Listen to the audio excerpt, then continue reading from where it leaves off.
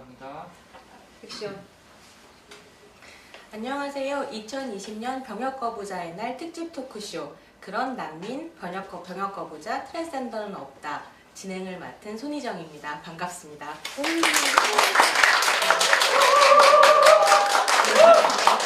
네, 겁나 긴장했는데 박수 소리를 들으니까 좀 낫네요. 네, 매년 5월 15일 병역거부자의 날은 전쟁 저항자 인터내셔널이라는 국제단체에서요, 전쟁에 저항하는 사람들을 기억하기 위해서 지정한 날입니다. 한국에서는 2003년부터 평화활동가들이 이날을 기념하기 위해서 다양한 행사와 캠페인들을 준비해 왔고요. 아마 많은 분들이 올해도 그 행사를 기다리고 계셨을 거예요. 저희는 올해 코로나 시대에 맞춰서 온라인으로 준비를 해보았습니다. 그리고 특별히 병역 거부를 신청하신 분들이 심사 과정에서 겪게 되는 여러 가지 어려움과 문제점들을 난민 심사 그리고 트랜스젠더 성별 정정 심사 과정에서 드러나는 문제점들과 함께 이야기 나눠보는 시간으로 준비를 했고요. 꽁트와 토크를 마련했습니다. 이게 굉장히 재미있으니까요. 꼭 끝까지 함께 해주시고요. 꽁트와 토크를 보시면서 궁금하신 점이나 함께 나누고 싶은 이야기, 사연 이런 것들이 있으시면 저희 채팅창에 올려주시면요. 저희가 틈틈이 확인을 하면서 질문에 답변도 드리고 사연도 소개해드리고 그렇게 하도록 하겠습니다. 그럼 오늘 함께 해주실 네 분의 출연자 소개해드리겠습니다. 안녕하세요. 저는 난민인권센터의 고은지라고 합니다. 난민인권센터는 2009년에 생긴 단체입니다. 작년 기준으로 64,000명 정도의 난민 신청이 있었고 1,000명 중에 1명 난민 인정이 될까 말까 할 정도로 한국에서 난민 인정이 어려운데요. 그뿐만 아니라 난민분들께서 난민 신청을 한 죄를 짓고 있는 것 같다라는 말씀을 하시고 있습니다. 그래서 난민인권센터는 난민 신청이 죄가 아니라 권리가 될 수 있도록 제도 개선 활동이나 시민 캠페인, 여러 가지 인권 침해 사례에 개입하고 있는 단체입니다.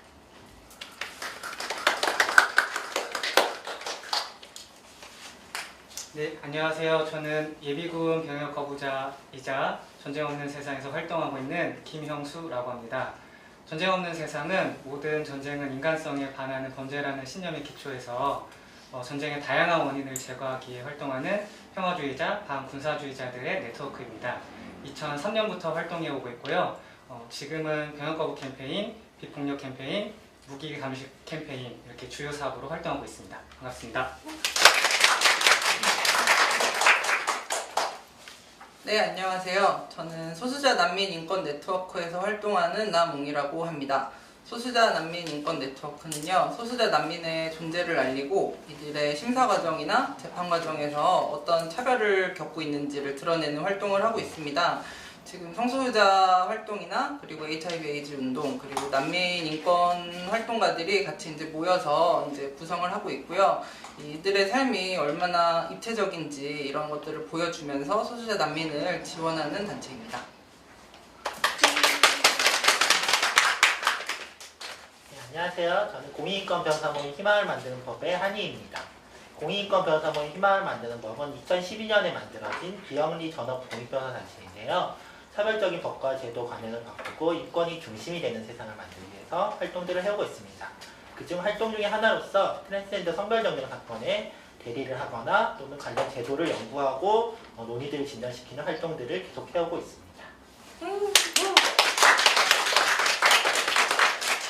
네, 저희가 사실 이런 식의 생방송이 다 처음이어가지고 굉장히 어색하고 떨릴 거라고 생각하는데 의외로 너무 다 잘해주고 계시고요.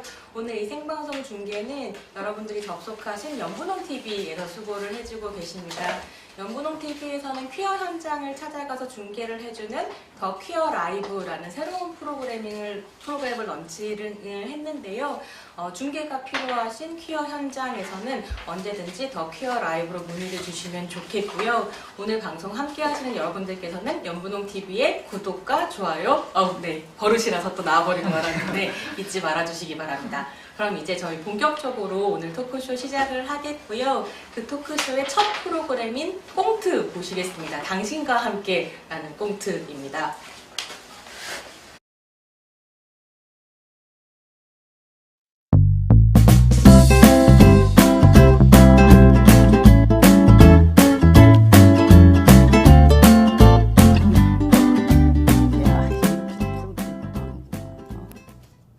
재밌는데? 진기한 이거 물건일세. 그런데 이 정도로는 약하지. 염라대왕 같은 이 쪼랩들한테나 이기는 거지. 여기서는 안 돼. 적어도 우리 전쟁 없는 희망세상 소수자 난민인권센터 활동가 정도는 돼야 염라대왕보다 더 재수없는 대한민국 심사관들을 설득할 수 있지. 안녕하세요. 어제 전화 주셨던. 네, 지저스라고 합니다. 혹시 저를 도와주실? 네. 전쟁 없는 평화세상 소수자 난민인권센터 진귀한이라고 합니다. 안녕하세요. 안녕하세요. 오늘 기분은 어떠세요? 잘 모르겠어요. 얼떨떨하기도 하고 좀 걱정도 많이 되고요. 제가 잘할 수 있을까요? 저 한국말도 못하는데. 걱정하지 마세요. 통역 때문이라면 걱정 안 하셔도 됩니다. 요즘이 무슨 2020년도 아니고 모든 정부기관에 nem국민수 통역기가 설치되어 있거든요. 예전에는 난민 심사 과정에서 통역 때문에 탈락하는 그런 상황들이 아주 많았다고 그래요. 아니, 통역 때문에 탈락하다니 이게 말이 되는 상황이 아니잖아요. 그럼 들어가실까요? 네. 예. 네.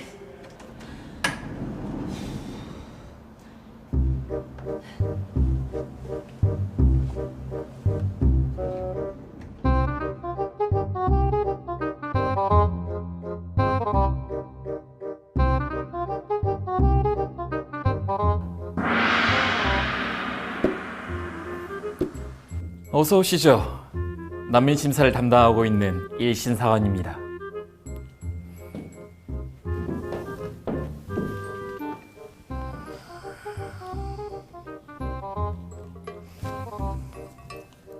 자, 통역기는 있으니까 그냥 성심성의껏 대답만 해주시면 됩니다.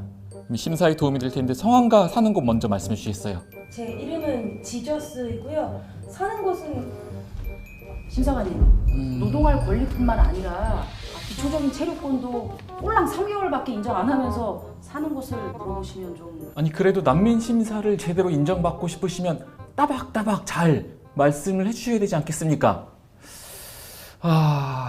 근데 제출 서류를 보니까 이슬람에서 오셨네요. 이슬람이면 돼지고기 먹습니까? 한국에 오셨으면 보쌈은 꼭 먹어보셔야 되지 않겠습니까? 네? 아무튼 잘 오셨고요.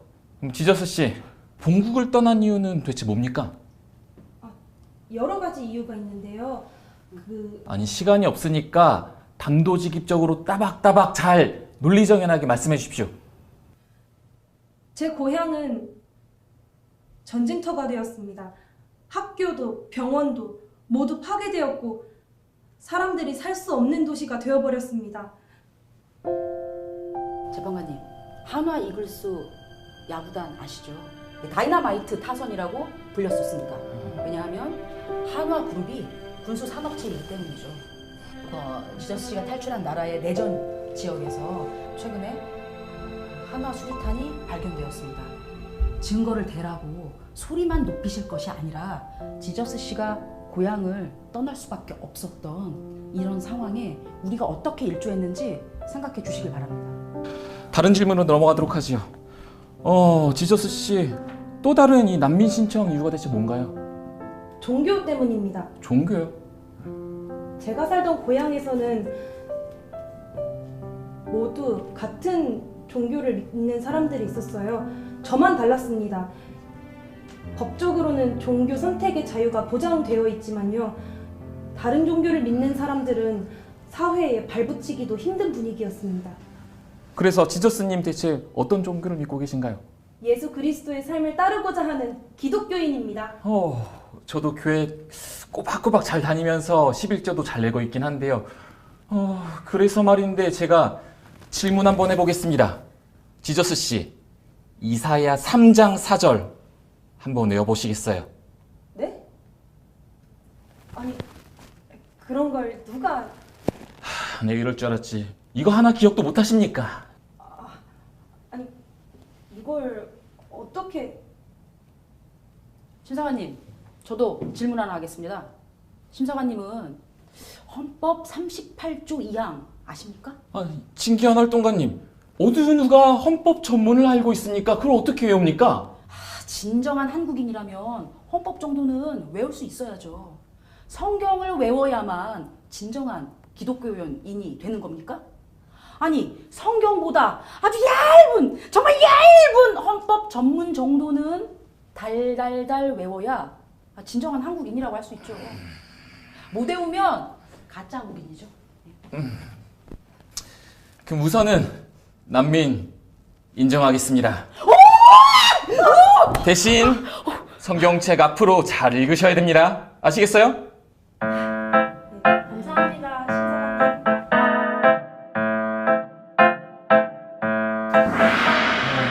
어디 보자. 지저스 씨, 성별 정정 심사에 필요한 서류 다 내셨죠? 네, 기본증명서, 주민등록등본, 가족관계 증명서, 혼인관계 증명서, 성장환경 진술서, 정신과 진단서, 수술 확인서, 의사소견서, 인후보증서, 신용정보 조회서, 출입국 사실 증명원. 모두 제출했습니다. 좋습니다. 그런데 무슨 문제라도 있습니까? 문제라기보다는 지금 여자시잖아요. 여성 아닙니다. 아니, 타고난 성별이 여성이지 않습니까? 이 진술서 낸 거를 보면 성격이나 이런 게 다 여성스럽고, 뭐랄까, 타고난 성별과 일상의 생활이 불일치하다고 보긴 어려워요. 대체 성별 정정한 이유가 뭡니까? 지금 제가 생각하고 있는 저의 정체성이 그 이유입니다. 아니, 그건 본인 생각이고요. 이 개인이 원하는 대로 다 한다면은 사회는 뭐가 되겠습니까? 심사관님, 비약이 너무 심하시고요. 심사관님은 타고난 성별과 일상생활이 일치한다고 생각하시는 근거가 대체 뭡니까? 아니, 이 지저스 씨가 낸 자료를 보면 긴 머리에 치마를 입고 남자아이들 그룹 좋아하고, 이거 누가 봐도 여성이지 않습니까? 심사관님, 그 조용필 닮았다는 소리 많이 들으시죠? 똑같아. 심사관님, 오빠 부대의 원조 조용필 좋아하면 다 여성입니까? 빈머리나 치마도 마찬가지입니다. 그런 것들이 여성과 남성의 정체성을 결정할 수는 없습니다. 여성과 남성의 특징이라고 생각하는 많은 것들이 사실은 사회 규범적인 편견에 기대고 있다는 생각을 한 번쯤 해주셨으면 좋겠습니다. 됐습니다. 좋아요. 이제 거기까지 질문하고 다른 걸 묻겠습니다. 성기수술은 하셨나요? 자궁적출은 받았지만 외부 성기수술은 아직입니다. 아니, 외부 성기수술은 왜 안 받은 겁니까? 지금 당장 받고 싶지 않습니다. 저는 이제 겨우 난민 인정을 받았고 수술비도 없습니다. 직업을 먼저 구한 뒤에 안정적인 거처를 마련하고 싶습니다. 아니, 이것 보세요. 가짜 성기를 달고 와도 남성으로 인정을 받기 어려운 상황인데 지금 외부 성기 수술도 받지 않고 성별 정정 심사를 해달라고 요청한 겁니까? 제가 누구인지는 제가 결정합니다.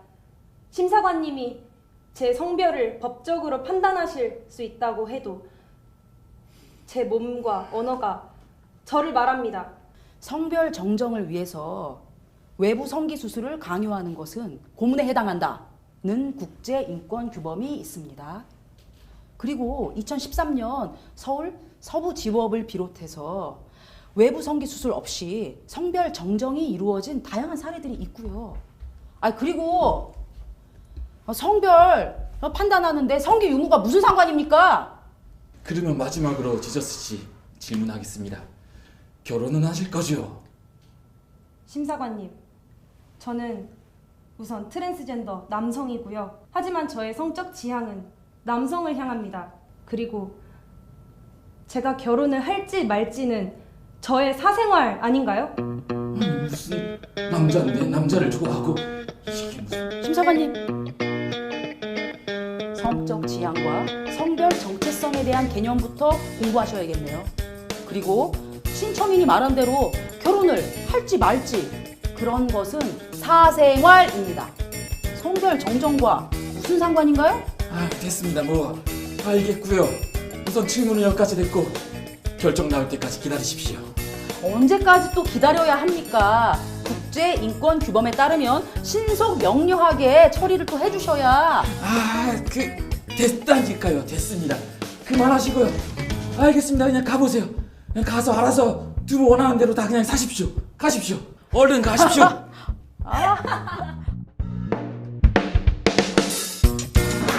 사나이로 태어나서 할 일도 많더라.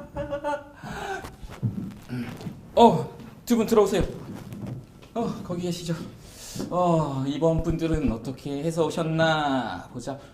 지저스님, 그 반년 전에 난민 심사 통과하셔가지고 한국인으로 귀하신 분 맞으시죠?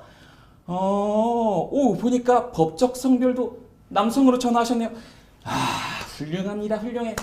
자고로 남자라면 군대도 갔다 오실 수 있어야죠. 훌륭하십니다. 그러면 어디 보자. 여호와의 증인이신가요? 네? 아니요, 기독교인이긴 한데 아니, 여호와의 증인도 아닌데 병원법을 왜 하죠? 전쟁 관련한 일은 어떠한 일도 하기 싫습니다. 저는 전쟁이 무섭습니다. 군인이 되는 것도 군대와 관련된 일을 하는 것도 싫습니다. 아니, 군인은 전쟁을 하는 존재가 아니라 평화를 지키는 존재예요.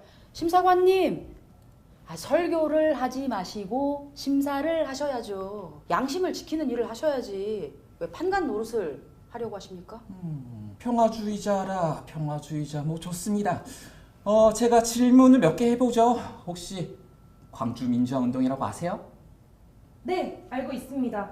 난민 심사 준비하면서 알게 되었는데 인상 깊은 사건이어서 그 뒤에도 책이나 영화를 많이 봤습니다. 아주 훌륭한 시민입니다. 좋아요. 좋습니다. 훌륭한데 그럼 광주민주화운동 당시에 계엄군에 맞서가지고 총을 들었던 그 시민군들에 대해서도 잘 알고 있겠네요. 만약에 지저스님이 그 자리에 있었다고 하면은 과연 총을 들고 계엄군에 저항했을까요? 아니면 총을 거부했을까요? 대답 한번 해보시죠.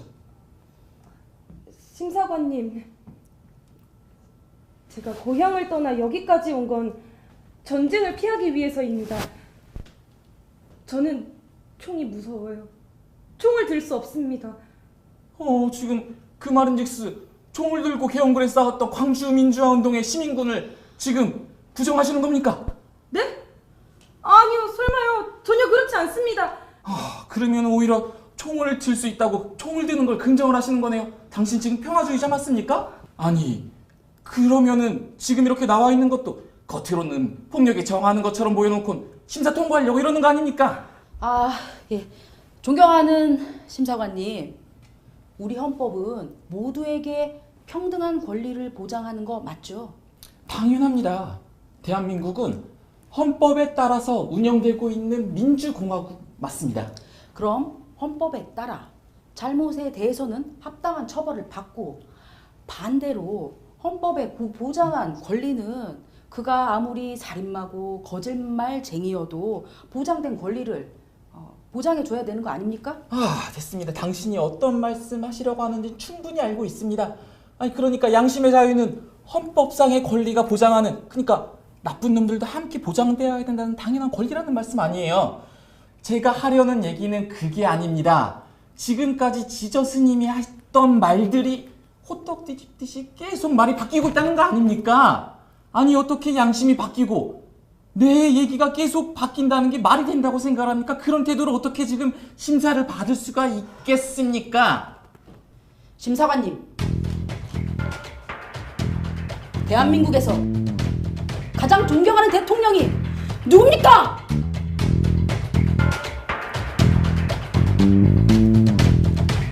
조국의 큰 대화를 이룬 박정희 대통령 각하를 존경합니다.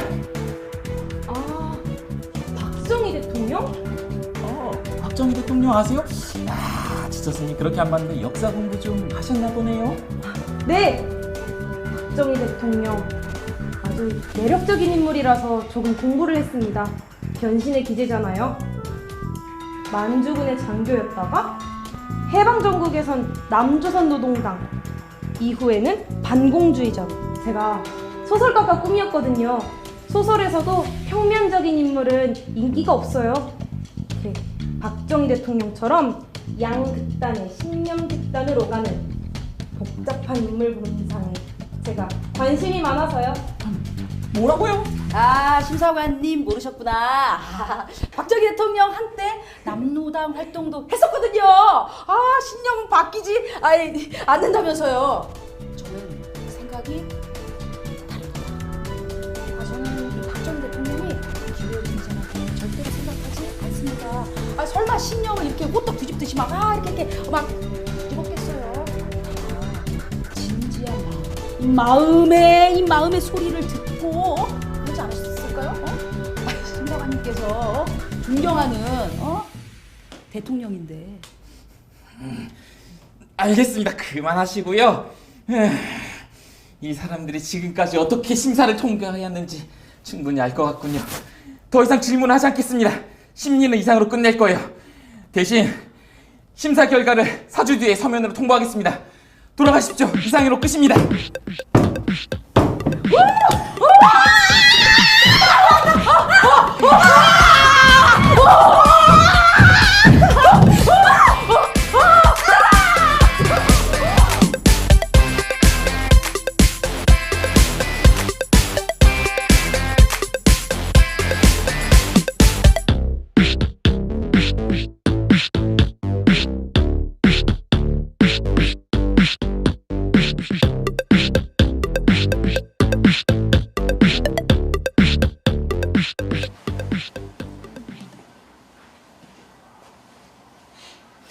네, 꽁트 재밌게 보셨죠? 저희 지금 채팅창이 완전히 막 폭발을 해가지고 정말로 재미있게 보고 계시는구나 이런 생각을 좀 했는데요. 정말 연기들도 너무 놀랍고요. 네, 다 활동가분들께서 하셨다는 게 좀 놀라워서 제가 보면서 막 여쭤봤어요. 했더니 진기한 역에는 장애여성 공감의 이진희님이 소개를 해주셨고요. 지저스 역에는 퀴어 연극제의 이한님, 그리고 너무 많은 분들이 분노를 느끼셨던 심사관 역에는 하나팬이시자 전쟁 없는 세상 활동가이신 조은님께서 연기를 해주셨습니다. 감사합니다. 이게 저는 보면서 좀 재미있었던 게 그 전쟁 저항자 인터내셔널에서 매해 그 해에 이제 병역거부자의 날을 기념하는 모토를 정한다고 해요. 근데 그 모토가 올해는 그러니까 병역거부를 하는 난민들, 병역거부 난민을 위한 모토가 정해졌고, 그래서 전쟁에 가지 않겠다고 결정한 사람들을 보호하는 것이 전쟁에 반대하고 억압에 반대하는 것만큼이나 중요한 활동이다라는 모토를 가지고 올해를 기념했다고 하는데요. 어쩜 이렇게 당신과 함께 라는 꽁트와 또 잘 맞아 떨어졌는지 기획자들이 천재인가 보다라는 생각을 잠깐 해보았습니다. 어떻게 보셨어요? 함께 보시면서 소감들 좀 있으셨을 것 같은데요. 심사관이 너무 치명적이야. 이 되게 얄미운 그 드랙 같은 메이크업 해가지고 그죠? 꽃이 심사관 어떤 어려움이 느껴지는 립의 진동. 지금 막 그 채팅창에 미현리님께서는 조용필의 모노드라마를 보는 것 같다 라고 얘기해 주신 분도 계시고, 수영황님께서는 눈빛에서 혼이 느껴진다. 때려주고 싶은 조동아리 이런 이야기도 있었는데요. 또 어떻게 보셨어요?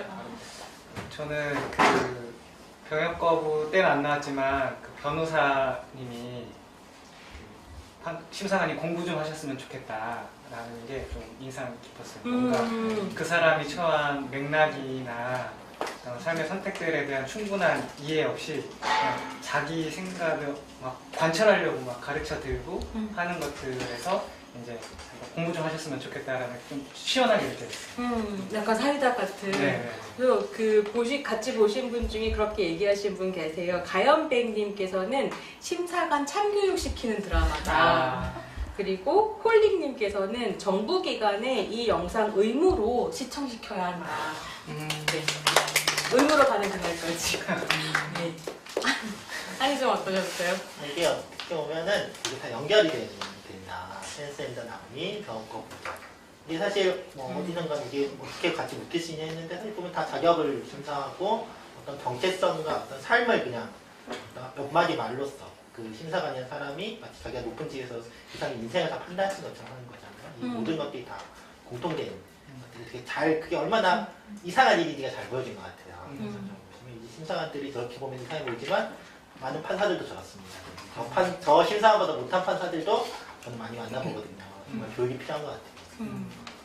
그래서 우리가 또 요거 다음에 이제 토크 나눈 것들도 좀 함께 보시겠지만 이게 되게 과장처럼 보여도 현실이 더 나쁜 경우들이 많다라는 걸 좀 보실 수 있을 것 같고 어쩌면 이걸 보면서 저게 꽁트에만 있는 얘기인 것 같지? 라고 질문할 수 있는 가장 무서운 부분인 것 같기도 해요. 저는 그 진기한 변호사죠. 변호사로 이제 있는 사람은 분명히 살았을 때 활동을 너무 열심히 해서 어떤 한이 맺혔길래 죽어서도 정승길 안내자가 되었을까. 요즘 다 살아계신 분들이 설정 아닌가요? 그러니까 이건 신랑이 그래요? 아니에요. 그런 생각이 해봤고요, 혼자. 너무 활동하시기 힘드셨나봐요. 그렇죠?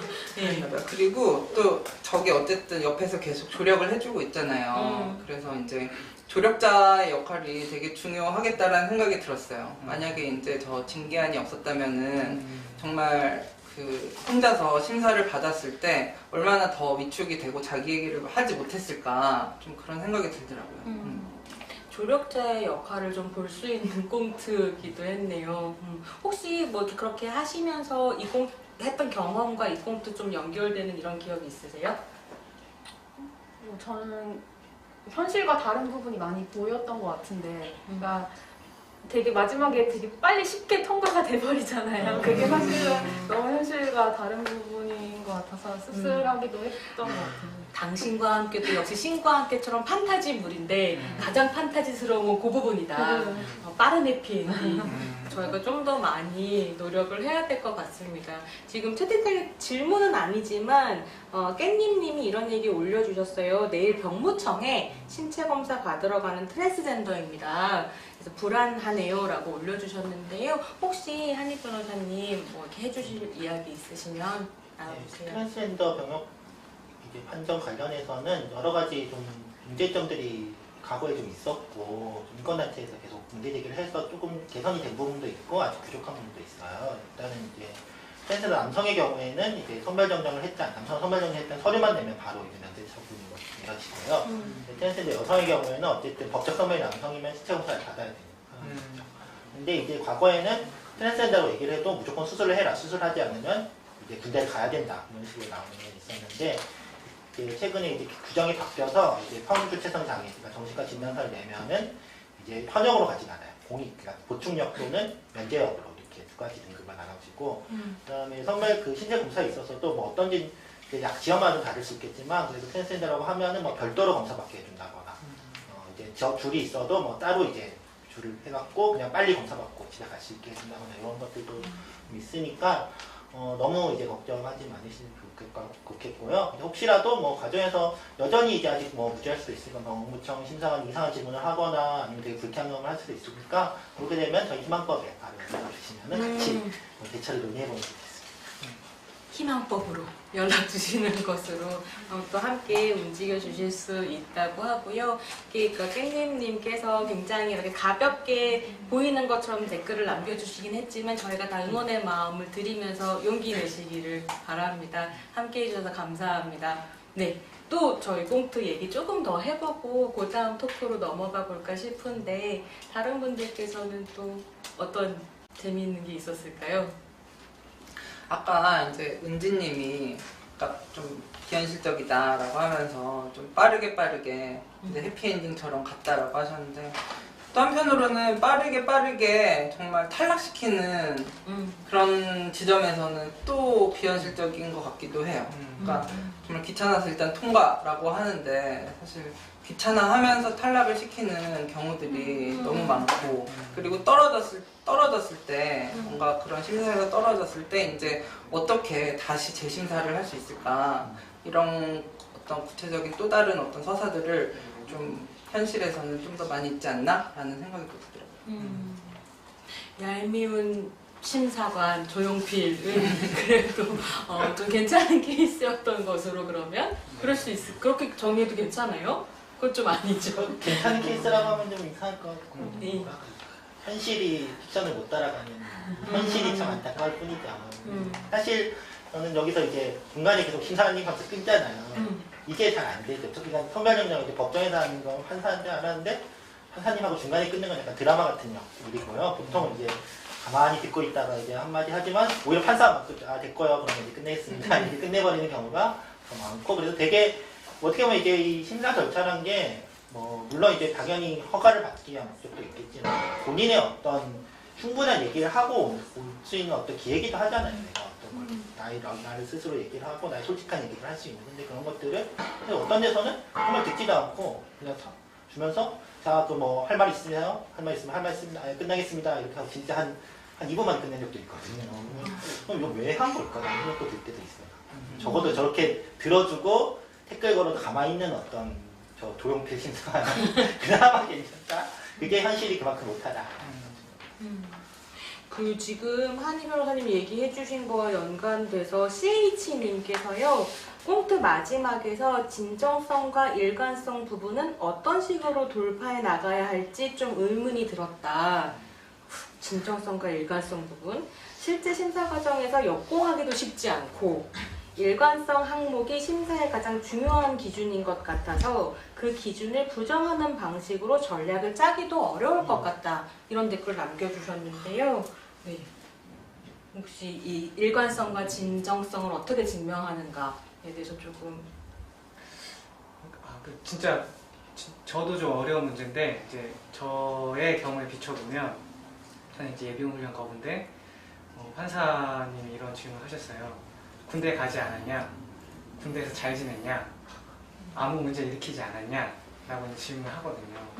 근데 군대를 갔으면 너가 그때 고민을 했다면 뭔가 사건 사고를 일으켰어야 되는데 왜 아무렇지도 않게 제대를 하고 배역 거부를 한다고 그러냐? 그러니까 너는 진정하지도 않고 일관성이 있지도 않다라는 이제 전제를 가지고 그런 질문을 할 때 정말 대답하기가 어려워서 그 질문 자체가 공감이 돼서 네, 저도 뭐 어떻게 돌파할지 좀 어렵긴 하더라고요. 평수 활동가님 얘기를 들으면서 좀 깜짝 놀란 게 아키안님께서요 이런 얘기를 남겨주셨어요. 실제로 난민 심사에서는 다양한 이유로 떨어지는데 한국인이 외국으로 병역 거부 사유로 난민을 신청한 경우에 과거에 훈련소에서 한번 튕겨져 나온 일이 있었다는 이유로 탈락된 사례가 있었다는 거예요. 그럼 사실 어떤 사람은 너무 잘 적응한 것처럼 보이기 때문에 탈락 사유고 어떤 사람은 적응하지 못한 것처럼 보이기 때문에 탈락 사유가 된다면 대체 이 진정성은 어디에 맞춰서 증명을 해야 되는 건지. 이 진정성을 판단하는 게 어떻게 보면 이제 그 편견, 그러니까 이런 사람이 이렇게 살 거라는 편견에서 나오는 거거든요. 그러니까 병역 거부라는 게 좀 연관이 되는 게 아까 이제 트랜스젠더 병역 관련해서 또 질문이 나왔는데 과거에 이제 한 번 사건이 있었어요. 트랜스젠더 여성분이셨는데 2000년대 초반에 면제를 받으셨어요. 근데 한 10년이 지났는데 병무청에서 이 사람을 다시 조사한 거예요. 그런데 이분이 수술을 하지 않고 살았던 거예요. 그러니까 수술하지 선별 정리하지 않았던 거죠. 그러니까 너 왜 그때 여자라면서 병역 거부 해놓고 지금은 아직 왜 여자로 살지 않냐? 완전한 여자로 살지 않냐? 그러니까 너 그때 거짓말한 거 아니냐? 이러면서 군대 다시 가. 병장을 다시 보낸 거죠.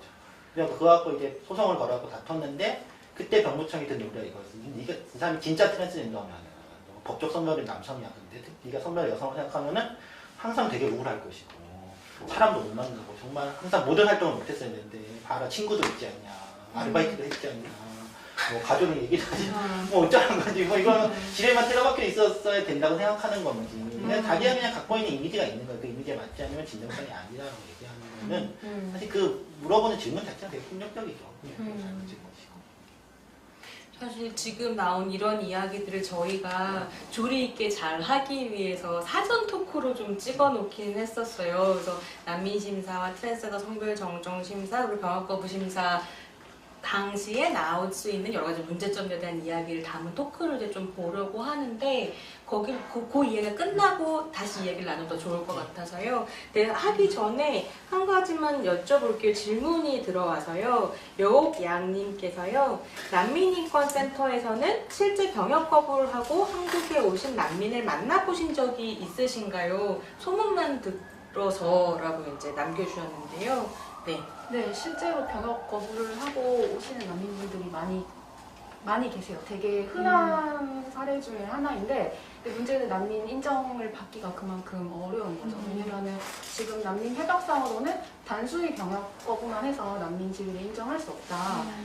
병역 거부를 한 사유가 종교적이거나 정치적이거나 해서 그 난민 5대 박해 사유라는 것에 적합이 되는지 이런 것들을 좀 구체적으로 나열하도록 하고 있기 때문에 좀 실제로 난민지위 인정받기가 어려운 것 같아요. 그리고 아까 진정성에 대한 부분 질문이 있었는데 난민 심사 같은 경우는 진술에 대한 심사를 어떻게 하냐면 얼마나 구체적인지 또 얼마나 일관성이 있는지 또 얼마나 개연성이 있는지 이런 부분들을 사실 기준을 두고 심사를 하는데 이게 사실상 그렇게 진술하기가 어렵다는 거를 활동가들은 좀 잘 입증하는 게 중요하더라고요. 그래서 그 부분 여전히 공백 상태로 남아있는 것 같습니다.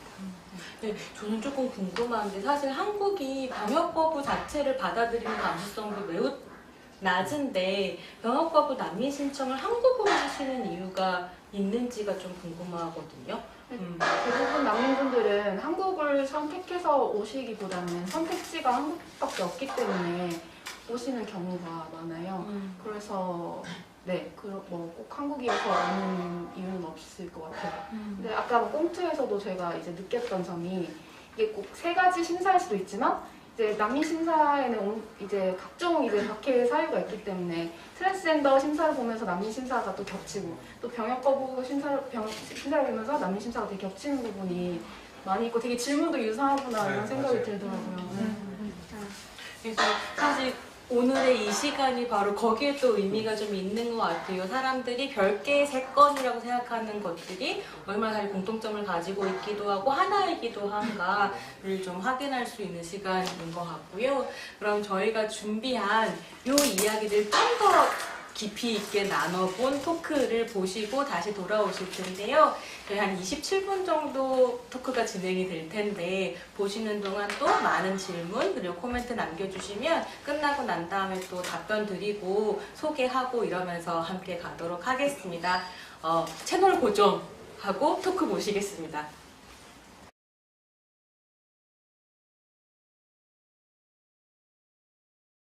2020년 병역거부자의 날 특집 토크쇼 그런 난민, 병역거부자, 트랜스젠더는 없다. 이제 시작하겠습니다.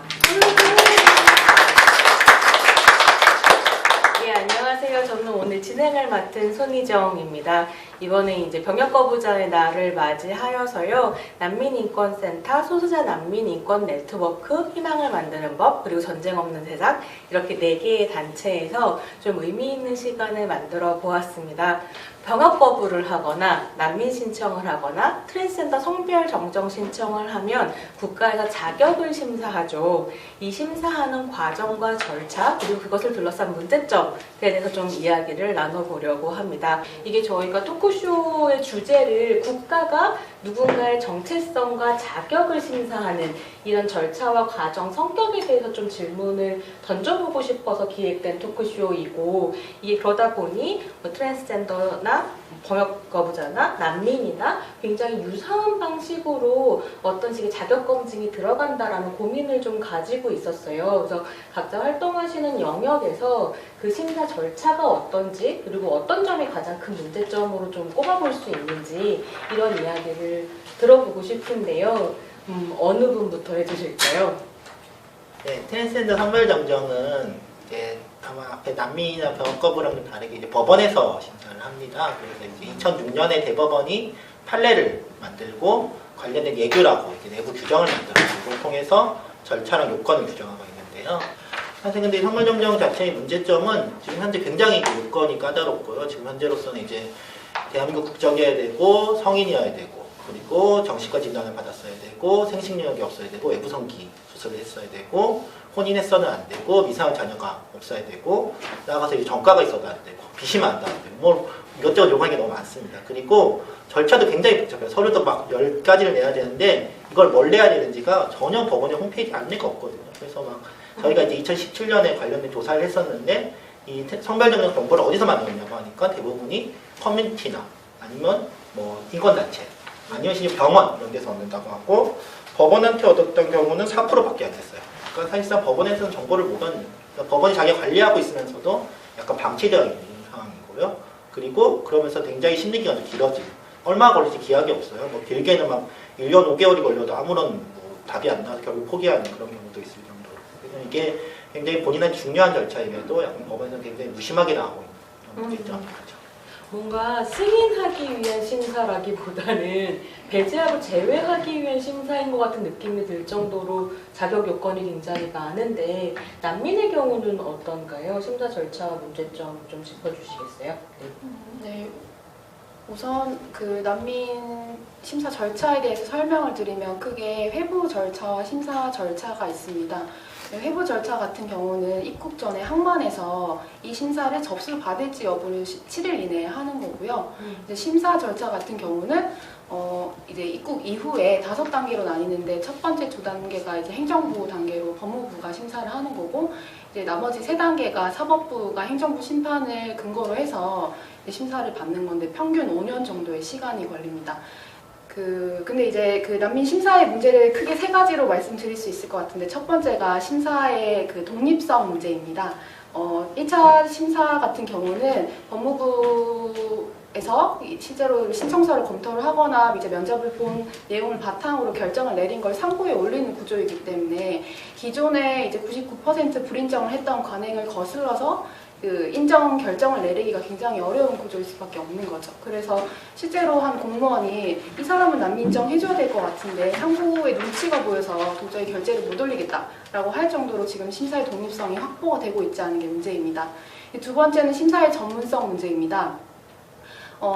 다른 나라 같은 경우는 심사 전문성 확보하기 위해서 심사관한테 몇 개월의 뭐 트레이닝을 시키고 트레이닝 이후에도 심사 과정에서 계속 훈련을 하거나 아카데미에 이렇게 접촉할 수 있는 이런 기회가 계속 있는데 한국 경우에는 작년에 8번밖에 교육이 없었어요. 또 근본적으로는 인력이 너무 턱없이 부족한데 작년에 91명의 심사관이 한 사람당 121명의 심사를 진행을 했어요. 근데 이게 작년 블루이스로 이렇게 계산을 해보면은 이틀에 1명꼴로 난민 심사를 한 거거든요. 근데 사실 난민 심사 굉장히 전문성을 많이 필요로 하고 시간이 많이 걸리는 심사이기 때문에 여러 전문가들이 2, 3주 동안 심사를 해도 사실 시간이 모자란 거죠. 그리고 마지막 문제는 심사 단계에서 인권 침해가 많다는 건데 이 인권 침해를 말씀드리면 너무 많아서 밤을 새울 정도로 부족하지만 일단 크게 2가지로 요약해서 말씀을 드리면 신청 접수 과정에서 문제가 생깁니다. 신청 접수 과정에서 왜 문제가 생기냐면 이 신청은 사실은 권리이기 때문에 어떤 조건에서든 누군가 신청을 원한다면 접수를 할 수 있는 상황을 만들어줘야 되는 건데 사실 이 신청에 자꾸 자격을 부여를 하는 거죠. 그래서 뭐 벌금을 내야지 신청을 받아주겠다라든지 한국어로 신청서를 작성해야 받아주겠다라든지 아니면 심사와 전혀 상관없는 에이즈 검사를 해야지만 뭐 신청서를 받아주겠다든지 뭐 이런 자꾸 전제 조건이 발생을 하게 되는 건데 이게 어떤 현상이냐면 사실상 신청 과정에서부터 가짜인 게 아니냐는 의심을 받게 되고 또 가짜인 게 아닌 것을 입증을 해야 되는 상황이 발생을 하는 거죠. 그래서 이게 신청 과정에서의 문제라고 한다면 심사 과정에서 인권 침해 같은 경우는 일단 심사의 어떤 특수성에 대해서 말씀드리면 난민 같은 경우는 5대 박해 사유라고 해서 인종, 종교, 국적, 정치적인 의견, 특정 사회 집단 구성원이라고 해서 내 박해 사유가 이 5가지에 해당되는지 여부 그리고 본국에서 나를 보호할 수 없는 상황이라고 하는 것 또 박해를 받을 충분한 근거가 있는 공포가 있다고 하는 것 크게 이 3가지에 대해서 입증을 하도록 요구를 받는데 그렇기 때문에 대부분 이제 본국에서의 정황에 대해서 이 얘기를 하게 되는 거죠. 그리고 그거에 이제 근거가 되는 어떤 증거 자료를 제출받도록 요구를 받는데 사실 대부분 증거 자료가 없기 때문에 진술이 굉장히 중요해집니다. 근데 이 진술에 대한 심사가 고도의 전문성을 필요로 하게 되는 건데 이 전문성이 없다 보니까 자꾸 가짜 판별을 하게 되는 거죠. 그러니까 이게 제가 이제 그동안 수천 건의 상담을 해오면서 느낀 게 진술에 대한 심사를 하는 게 아니라 사람에 대한 심사가 계속 이루어지고 있는 거예요.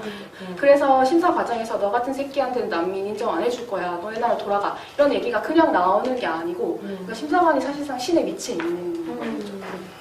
그러니까 사실 지금 우리가 모여서 이제 이 심사라고 하는 문제에 대해서 이야기할 때 제일 고민되는 부분이 네가 진짜라는 걸 증명하라라고 얘기하는데 그 진짜의 기준이 너무 자의적이고 편견에 사로잡혀 있고 사실 그래서 병역 거부자의 경우에도 이게 정말로 큰 문제일 것 같아요. 너의 양심을 증명해봐라 이런 식의 이야기. 이제 현역 입영을 거부하는 분들은 이제 병무청에 내가 양심적 병역 거부를 하기 위해서 심사를 받고 싶으니 좀 연기를 해달라라는 소견서를 제출하면은 병무청에서 이제 그 소견서를 받은 다음에 그럼 너는 입영을 연기했으니 나중에 심사위원회가 만들어지면 거기서 심사를 받도록 하여라라는 이제 절차가 진행되는데 그때는 이제 개인의 소견서와 부모님 소견서를 이제 제출, 그러니까 뭐 지인의 소견서라고 이제 퉁쳐서 얘기를 하긴 하지만 개인의 소견서와 그 소견서에 적힌 내용들을 증명할 수 있는 증빙 자료와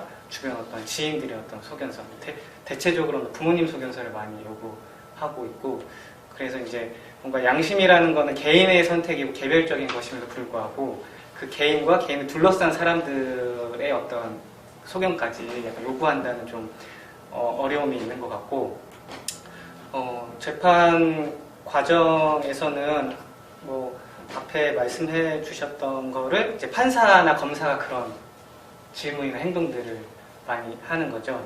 그러니까 이제 대법원 판례에 따르면은 양심의 진정성을 증빙하기 위해서는 그 피고인이 내 양심이 진정하다라고 증명할 수 있는 증빙 서류들을 제출했을 때 검사나 판사가 그걸 탄핵하는 방식으로 증명을 해야 된다라고 하거든요. 그러면 이제 뭐 저로서는 혹은 이제 병역 거부자들은 자기 어떤 뭐 종교나 신념이나 했던 활동들, 소견서들을 잘 이제 모아가지고 이제 제출을 하곤 하는데 그러면 이제 탄핵하는 방식이기 때문에 이건 이래서 안 되고 저건 저래서 안 된다라고 할 수 있는 자의적인 해석의 폭이 너무나 넓은 거예요.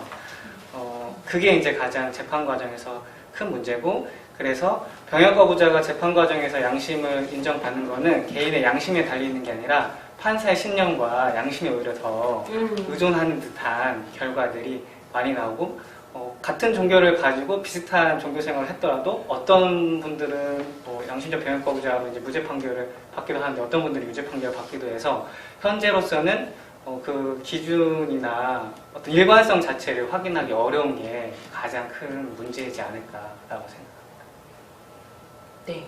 그래서 지금 뭐 심사 절차와 심사 과정에서 벌어지는 어떤 문제점 같은 것들을 좀 설명을 해주셨는데요. 아무래도 시청자들의 입장에서는 이게 경험해보지 않으신 분들 같은 경우에는 좀 어려우실 것 같아요. 무슨 이야기지? 그래서 저희가 좀 더 쉽게 다가가 보기 위해서 이런 질문을 했다거나 이런 기준을 들이댔다. 내가 이때까지 지원을 하면서 경험했었던 혹은 들었었던 가장 황당한 질문, 기준, 워스트 5를 한번 뽑아볼까 싶은데요. 워스트 5, 따단.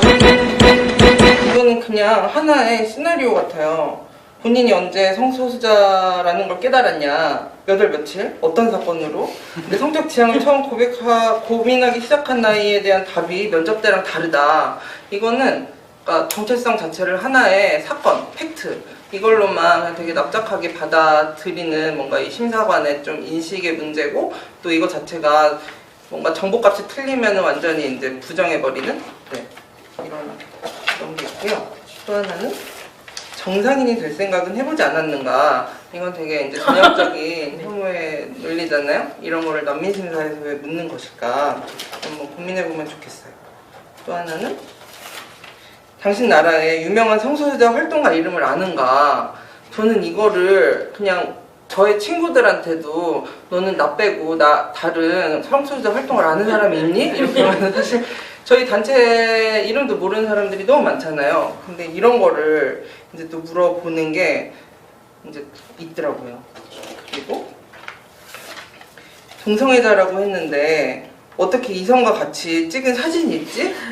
네, 저는 여기 나오면 안 되는 거죠.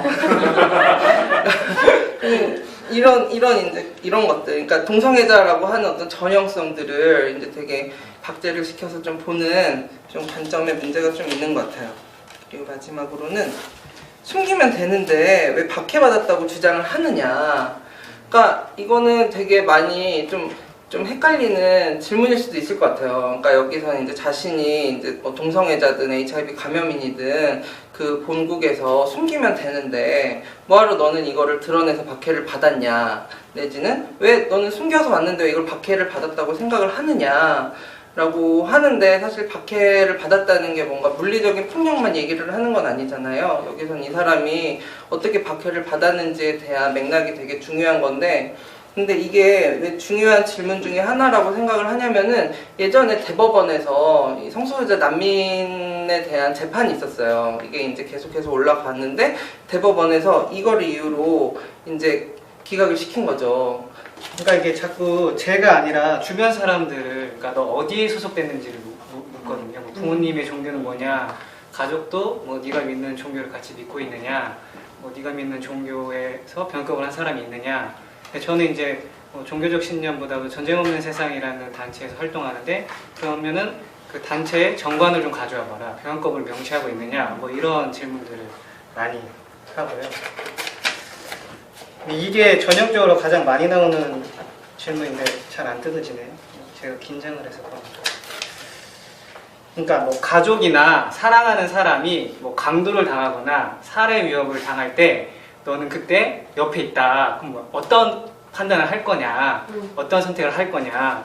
그래서 뭐 대답을 하면은 그러면 왜 저항하지 않냐, 가만히 있는다는 게 말이 되냐, 뭐 이런 식의 뭔가 그러니까 어떤 전형을 가지고 질문을 하는데 또 그 대답을 하면은 그게 말도 안 된다고 생각하고 계속 이제 반문하는 그런 것들이 있었고요. 그다음에 최근에 이제 언론에도 많이 나왔는데 그러니까 폭력적인 게임, 그러니까 총 쏘는 게임을 하진 않느냐라는 질문을 많이 해요. 약간 되게 총에 집착하시는 분들이어가지고 그 총 게임을 하는지도 다 이제 그 뭐랄까 사실 확인 조회 요청 같은 걸 다 하시더라고요. 그럼 실제로 슈팅 게임을 했던 적이 있으면 양심적 병역 거부자로 인정을 안 해주나요? 그러니까 그것도 이제 그 사건마다 좀 다른데, 만약에 슈팅 게임을 한 전력이 있다 그러면은 분위기가 좀 많이, 공기가 많이 바뀌죠. 그러니까 그래서 이게 자신에게 어떤 의미인지에 대해서 되게 또 열심히 설명을 해야 되는 상황이 이제 노출되는데, 이제 이게 재판마다 다른 게, 어떤 검사님은 이걸 굉장히 집요하게 파고드는 검사님이 있고, 또 어떤 판사님은 이걸 열심히 검사가 물어보더라도 신경 안 쓰는, 그러니까 어디에 좀 장단을 맞춰야 될지, 뭐 장단을 맞출 필요는 없지만 그런 상황인데, 이런 질문들을 좀 많이 하고. 마지막 질문인데요. 네네, 제가 선택한 마지막 질문인데, 그러니까 이제 그 병역이 뭐 4대 의무라고 생각해서 그런지는 모르겠는데, 그럼 병역을 거부하면은 뭐 납세의 의무나 교육의 의무나 이런 거는 다 동의를 하는 거냐, 뭐 이런 질문들. 그래서 이제 이게 이제 특정 종교, 그러니까 여호와의 증인들을 조금 뭔가 공격하기 위한 질문이기도 한데, 그분들의 입장에서는 이제 국가의 권위를 인정하지 않는다라는 뭐 교리를 가지고 있다고 이제 그들은 생각하나 봐요. 근데 병역은 거부하면서 왜 세금을 내냐? 그러면 너의 양심 진정한 것이 아니다. 뭐 이런 논리인 거죠. 세금도 안 내기로. 네, 세금도 안 내야 되고, 뭐 국가에서 제공하는 교육은 왜 받냐? 막 약간 이런 의도를 가지고 이제 함정이라고 생각해서 하는 질문인 것 같아요. 그래서 그러면 병역 거부만 하고 다른 의무는 뭐 동의를 하는 거냐? 뭐 그렇다라고 하면 근데 왜 병역은 안 하냐? 뭐 이런 식으로 왔다 갔다 하면서 하는 질문이고, 제가 가장 기분이 나쁘기보다는 매번 똑같은 질문에서 어처구니 없는 질문은 이제 이런 거. 뭐 가족이나 사랑하는 사람이 뭐 강도를 당하거나 살해 위협에 노출되었을 때 그럼 그 옆에서 어떻게 하고 있겠느냐라는 건데, 뭐 이런 게 가장 좀 모ral 이해에 기반한, 어떤 개인에 대한 어떤 양심에 대한 모ral 이해에 기반한, 혹은 평화에 대한 어떤 생각을 고려하지 않은 그런 질문이라서 기분이 나쁘기보다는 제일 좀 어이없기도 하고 그 질문이나 신문 과정에 그 벽을 좀 느끼게 하는 질문 중 하나가 이제 두 번째 질문이었습니다. 사실 저런 질문 같은 경우는 너무 분명하게 악의를 느낄 수 있는 것 같아요. 곤란한 질문을 골라서 던져가지고 함정에 빠져봐라 네. 라고 하는. 네. 네. 트랜스젠더 성별정정 심사에서는 어떤 황당한 질문이 나오나요? 앞에 걸 듣다 보니 좀 비슷한 것도 많고 읽어봤는데요. 저는 이제 첫 번째로는 이게 사실 국회 국정감사에서도 문제됐던 것인데 이제 이거 판사가 이제 보정명령이라고 서류를 추가로 내라고 이제 할 수 있어야 된다고 하면서 성기 사진을 할 수 있으면 확인할 수 있는 사진을 제출해라. 그럼 뭘까요? 성기 사진을 확인할 수 있으면 성기 수술을 확인할 수 있는 사진은 성기 사진이죠? 성기 나체 사진을 내라고 한 거예요. 트랜스젠더 여성인 신청인분한테 이걸 내라고 한 거고 신청이 결국 내셨어요. 왜냐하면 이거 안 하면 왠지 안 될 거라는 당연히 당사자 입장에서는 안 내면 안 될 것 같다는 그런 불안감이 있으셨으니까. 정말 이거 말도 안 되는. 왜냐면 수술 확인서를 상급의사에 어떤 수술 확인서가 있음에도 이걸 내라고 했다는 건 굉장히 심각한 인권체이고 이거는 사실 국정감사에도 문제가 됐다. 다음으로는요. 이게 사실 이제 이성애를 전제로 한 어떤 되게 질문들이 많이 나오는 건데 트랜스젠더 여성이 신청했는데 남자랑 키스는 해봤냐, 성관계는 해봤냐, 뭐 남자를 보면 성욕을 느끼냐, 그리고 뭐 발기는 되냐, 뭐 이런 정말 이건 약간 성희롱, 또 이성애적인 순간인데 이것저것 다 섞여서 물어보는 거예요. 그리고 트랜스젠더 남성인 신청인한테는 또 반대로 물어보면서 그러면 결혼을 할 거냐, 여자친구 있냐, 여자친구 있다면 결혼을 할 거냐, 장인 장모가 트랜스젠더를 그럼 어떻게 할 거냐, 설득은 할 거냐. 뭐 내 딸이 여자를 결혼한다면 기분 나쁠 것 같아 어떨 거냐. 정말 아무런 의미가 없는 거거든요. 성별정정과 아무 상관이 없어요. 왜냐면은 그 사람이 뭐 이성애자인지 아니 동성애자 양성애자인지도 전혀 무관한 문제인데도 그냥 트랜스젠더의 어떤 성적 지향이 굉장히 다양할 수 있음에도 이성애에 국한시켜서 질문을 하고 심지어 이렇게 자기 맛대로 이제 성희롱적인 질문을 하는. 뒤에도 약간 그런 질문이 나오는데 이렇게 될 수 있는 이제 이 성별정정은 이 비송이라서 비공개예요. 그래서 당사자랑 오로지 판사만 들어갈 수 있어요. 여기다 이제 대리인 있으면 대리인 정도만 들어갈 수 있기 때문에 그리고 기록도 남지도 않아요. 그래서 정말 아무 말이나 막 하게 되는 어떤 경향들이 좀 있더라고요. 진짜 황당한 질문 워스트 5를 듣고 보니 그러니까 존재로서의 존엄, 인권 침해는 물론이고 존재로서의 존엄 자체를 그냥 기본적으로 인정받지 못하는 상황 속에서 국가가 자기가 제도랍시고 뭐 정체성을 검증하고 심사하고 존재의 조건을 결정짓고 이런 상황들이 벌어진다는 게 정말 여러 가지 고민을 좀 하게 하는 것 같아요. 네, 이야기를 듣다 보니 정말 자격 없는 그야말로 자기가 자격이 없으면서 막 심사를 하는 사람들이 많구나라는 생각을 좀 하게 되는데요. 그러니까 이렇게 단 한 번의 진술이나 이야기만으로 자신의 정체성이나 진정성을 증명해야 되는 상황들에 놓이는 거잖아요. 굉장히 불합리하다는 생각이 좀 드는데 옆에 지원하시면서 보셨던 여러 가지 케이스들 중에 안에서 이런 불합리함에 대해서는 어떤 걸 좀 느끼셨는지 우리가 또 뭘 좀 알아야 되는지 나눠주셨으면 좋겠어요. 네, 성별정정을 좀 중요히 보는 서류는 성장환경 진술서라고 이제 본인이 어떻게 살아왔는지를 읽는 서류가 있어요.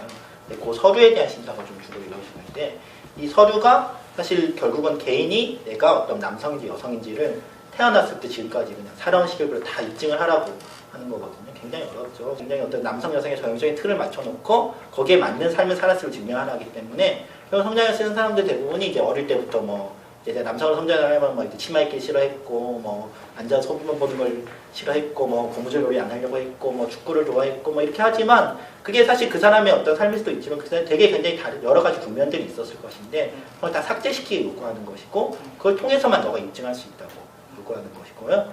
또 하나는 이제 아까 병원법이랑도 좀 연관되는 것 같아요. 이제 고통. 그러니까 네가 정말 남성인데 여성으로 태어난 애라 그러니까 설마 남성의 몸에 갇힌 여성이든 여성의 몸에 갇힌 남성이라면 너는 고통받았을 거야. 너는 힘들었을 거야.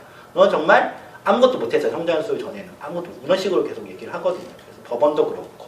소수자 난민 같은 경우에는 어쨌든 이게 난민 심사 과정 자체가 아까 말씀하셨지만 가짜 난민 프레임으로 뭔가 이 사람의 박해에 뭔가 귀를 기울이기보다는 누가 가짜 난민인지를 걸러내는 거에 좀 목적을 두고 있는 경우가 되게 많은 것 같아요. 그러니까 그거를 되게 합리적이라고 생각을 하는 것 같고 거기에 이제 성소수자나 뭐 HIV 감염인이나 이런 경우에는 이제 네가 진짜 성소수자냐, 진짜 감염인이냐 이거를 사실 판단의 요소로만 그냥 접근을 하면서 이제 접근을 하는데, 그러니까 문제는 여기에 뭔가 여기 어떤 가이드라인이나 뭔가 이 사람이 어떤 기본 인권적인 소양을 가지고 있는 걸 확인할 수 없는 상태로 이제 묻는 거죠. 그러니까 이 사람이, 이 심사관이 뭔가 어떤 성소수자에 대한 편견이나 낙인에 대한 의식을 가지고서 그냥 질문을 던지게 되고, 여기에 이제 난민 신청자는 거기에 답을 해야 되는 그런 어떤 심사 안에서의 위계가 좀 강한 것 같아요.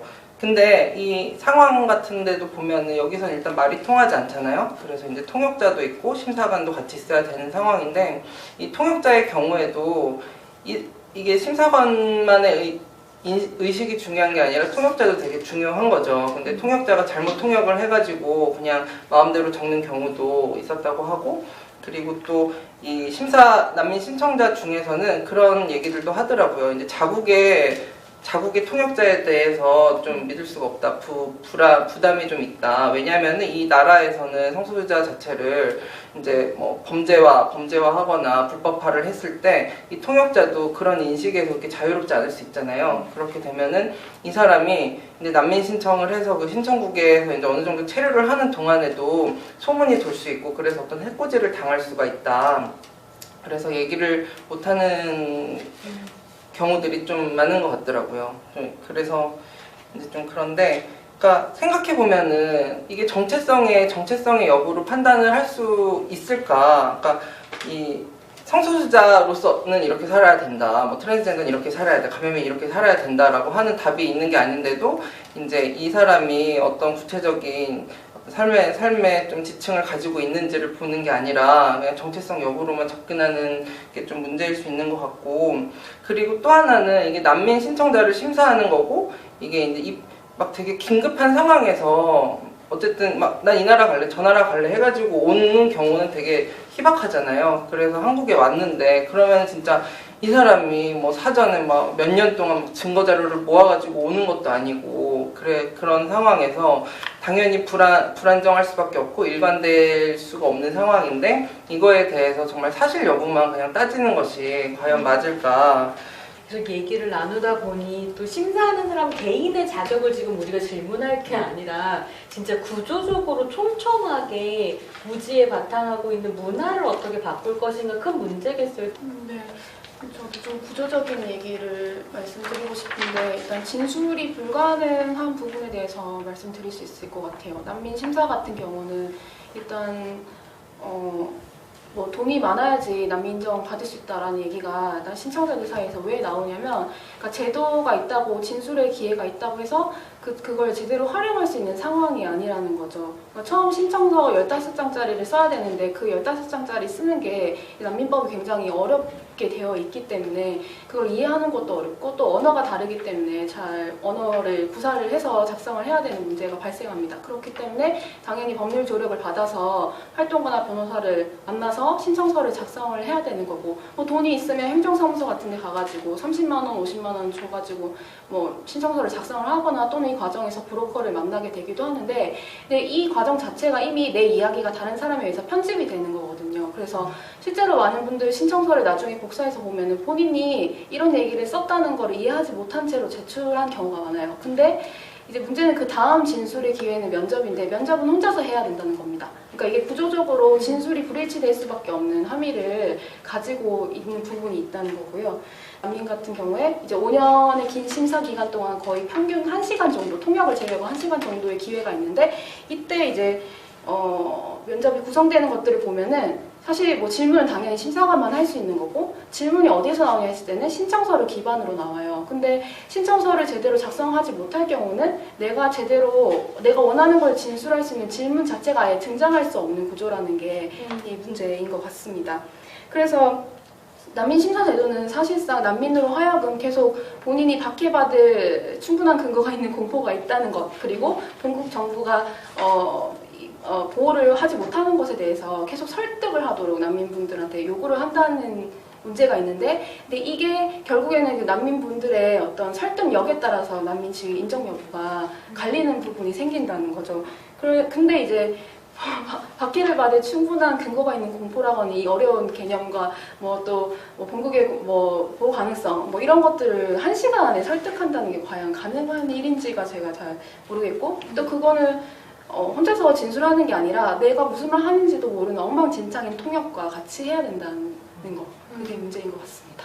뭔가 이야기를 듣다 보니까 정상 비정상을 나누는 통역이라는 것을 바탕으로 질문들이 만들어진다는 공통점은 있는데, 또 각각의 케이스마다 특수성들이 있는 거죠. 어려움의 특수성 같은 것들도 있고, 난민심사 같은 경우는 절대적으로 인력이 부족한 게 너무 큰 문제로 보이면서, 동시에 병역거부 같은 경우는 그 국방의 의무를 지신 분들이 진짜 남자라면 이거 해야지라고 하는 그 편견과 신성한 의무라고 하는 어떤 신념 같은 것도 개입되어 있는 것 같고, 트랜스젠더 성별정정 같은 경우에는 그 성별이라고 하는 아주 가장 거대한 믿음 같은 것이기도 할 텐데, 그 믿음에 기반한 성역할 고정관념, 또 이런 것들이 다 작동을 하는구나, 이런 생각을 좀 하게 됐는데요.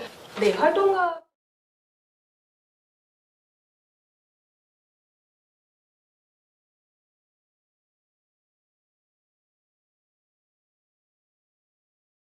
토크 보고 돌아오셨는데요. 어떻게 보셨는지 잘 모르겠어요. 이게 저희가 토크가 좀 진지하고 되게 중요한 이야기지만 너무 진지하고, 그래서 청취자가 혹시 떨어지지 않을까라는 고민을 했지만 끝까지 다 봐주셔서 너무 감사드리고요.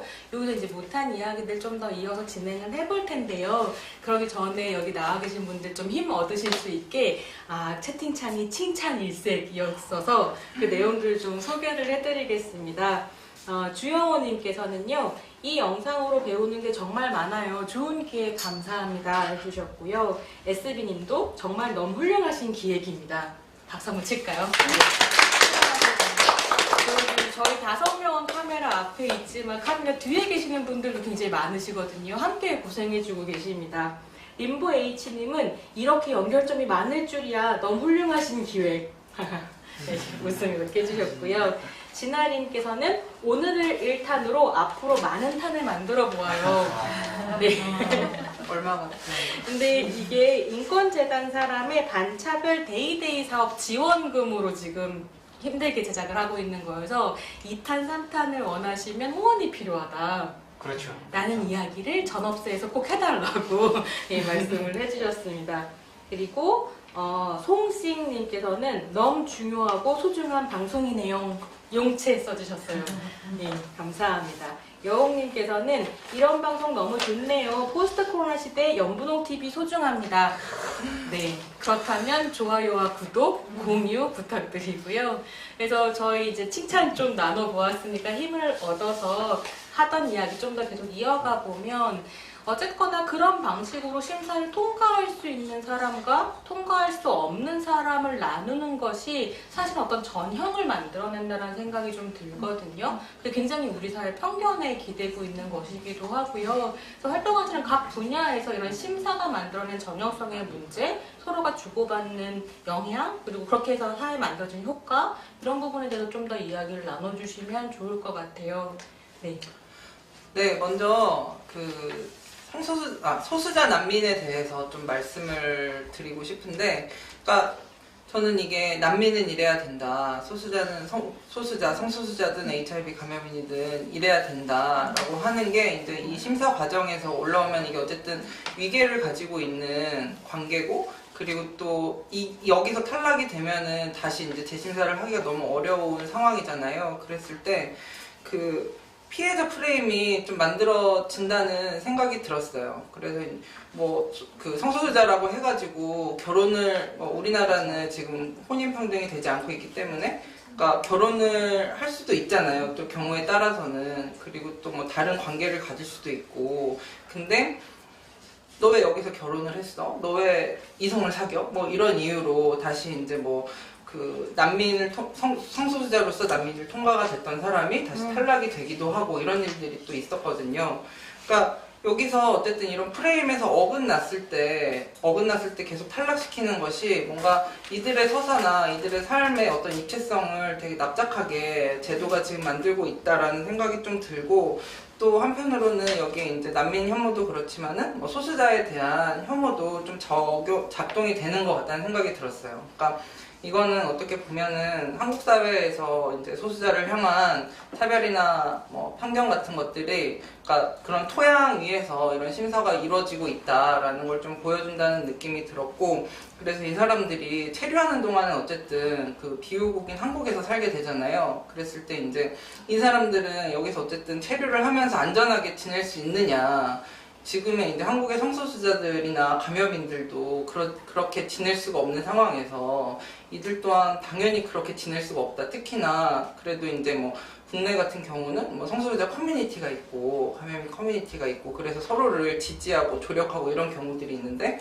그러니까 난민 같은 경우에는 그 국내의 커뮤니티에 이제 뭐 같이 참여를 하거나 관계를 맺기가 또 어려운 상황이고, 그리고 또 본인의 자국 안에서도 이제 공동체가 있잖아요. 여기서 이제 관계를 가지고 싶더라도 어쨌든 자국 안에서의 성소수자에 대한 인식이 좋기가 좀 힘들기 때문에, 그러니까 본인을 계속 숨기고 지내야 되는 어떤 상황들. 그래서 결국에는 심사에서는 계속 벽에 부딪히고, 그리고 관계에서도 계속 이제 고립이 되는 이런 좀 악순환이 계속 만들어지고 있는 것 같아요. 네. 님 말씀 연결해서 말씀드리면, 그래서 이런 이제 전형을 만드는 심사가 처음에는 그냥 우연히 사례로 이렇게 생겼을 수 있어도 그게 나아가서는 관행이 되고, 또 관행이 쌓이다 보면은 제도가 된다는 게 좀 부작용인 것 같아요. 그래서 난민 심사 같은 경우는 이제 난민법 개혁을 하자라고 하면서 가짜 난민을 가려내야겠다라는 얘기가 계속 법무부에서 나오고 있거든요. 그래서 그런 부분들 다 연결이 되는 것 같고, 또 심사 체계가 제대로 갖춰져 있지 않은 책임을 누가 지냐 했을 때 결국에 그거는 당사자분들이 다 져야 된다는 거죠. 그래서 법무부에서 매년 이제 1000명 중에 1명 난민 인정이 안 되는 거는, 그러니까 심사가 제대로 제도가 갖춰져 있지 않은 게 문제가 아니라 가짜 난민이 많아서 그런 거다, 뭐 이런 얘기가 나오거든요. 그러니까 계속 그런 낙인도 당사자들이 다 지고 있다는 거, 그런 게 좀 부작용인 것 같습니다. 약간 이야기를 이어 듣기 전에 수영황님께서 언론 보도 가이드라인처럼 심사관들이 참고할 수 있는 가이드라인 같은 게 있었으면 좋겠다 하는데 어떠세요? 사실 난민 심사 같은 경우는 있어요. 이제 유엔 난민 기구에서 이렇게 심사해야 한다고 하는 어떤 그 편람이라는 게 있는데, 그게 잘 적용이 안 되더라고요. 그걸 또 이제 교육을 하기도 하는데 거의 일회성에 그치기 때문에 이게 실제로 전문성을 축적한다고 하는 거는 좀 많은 긴 시간 동안 여러 노력들이 좀 조직적으로 체계적으로 필요한 부분인데 그게 잘 안 되는 거고.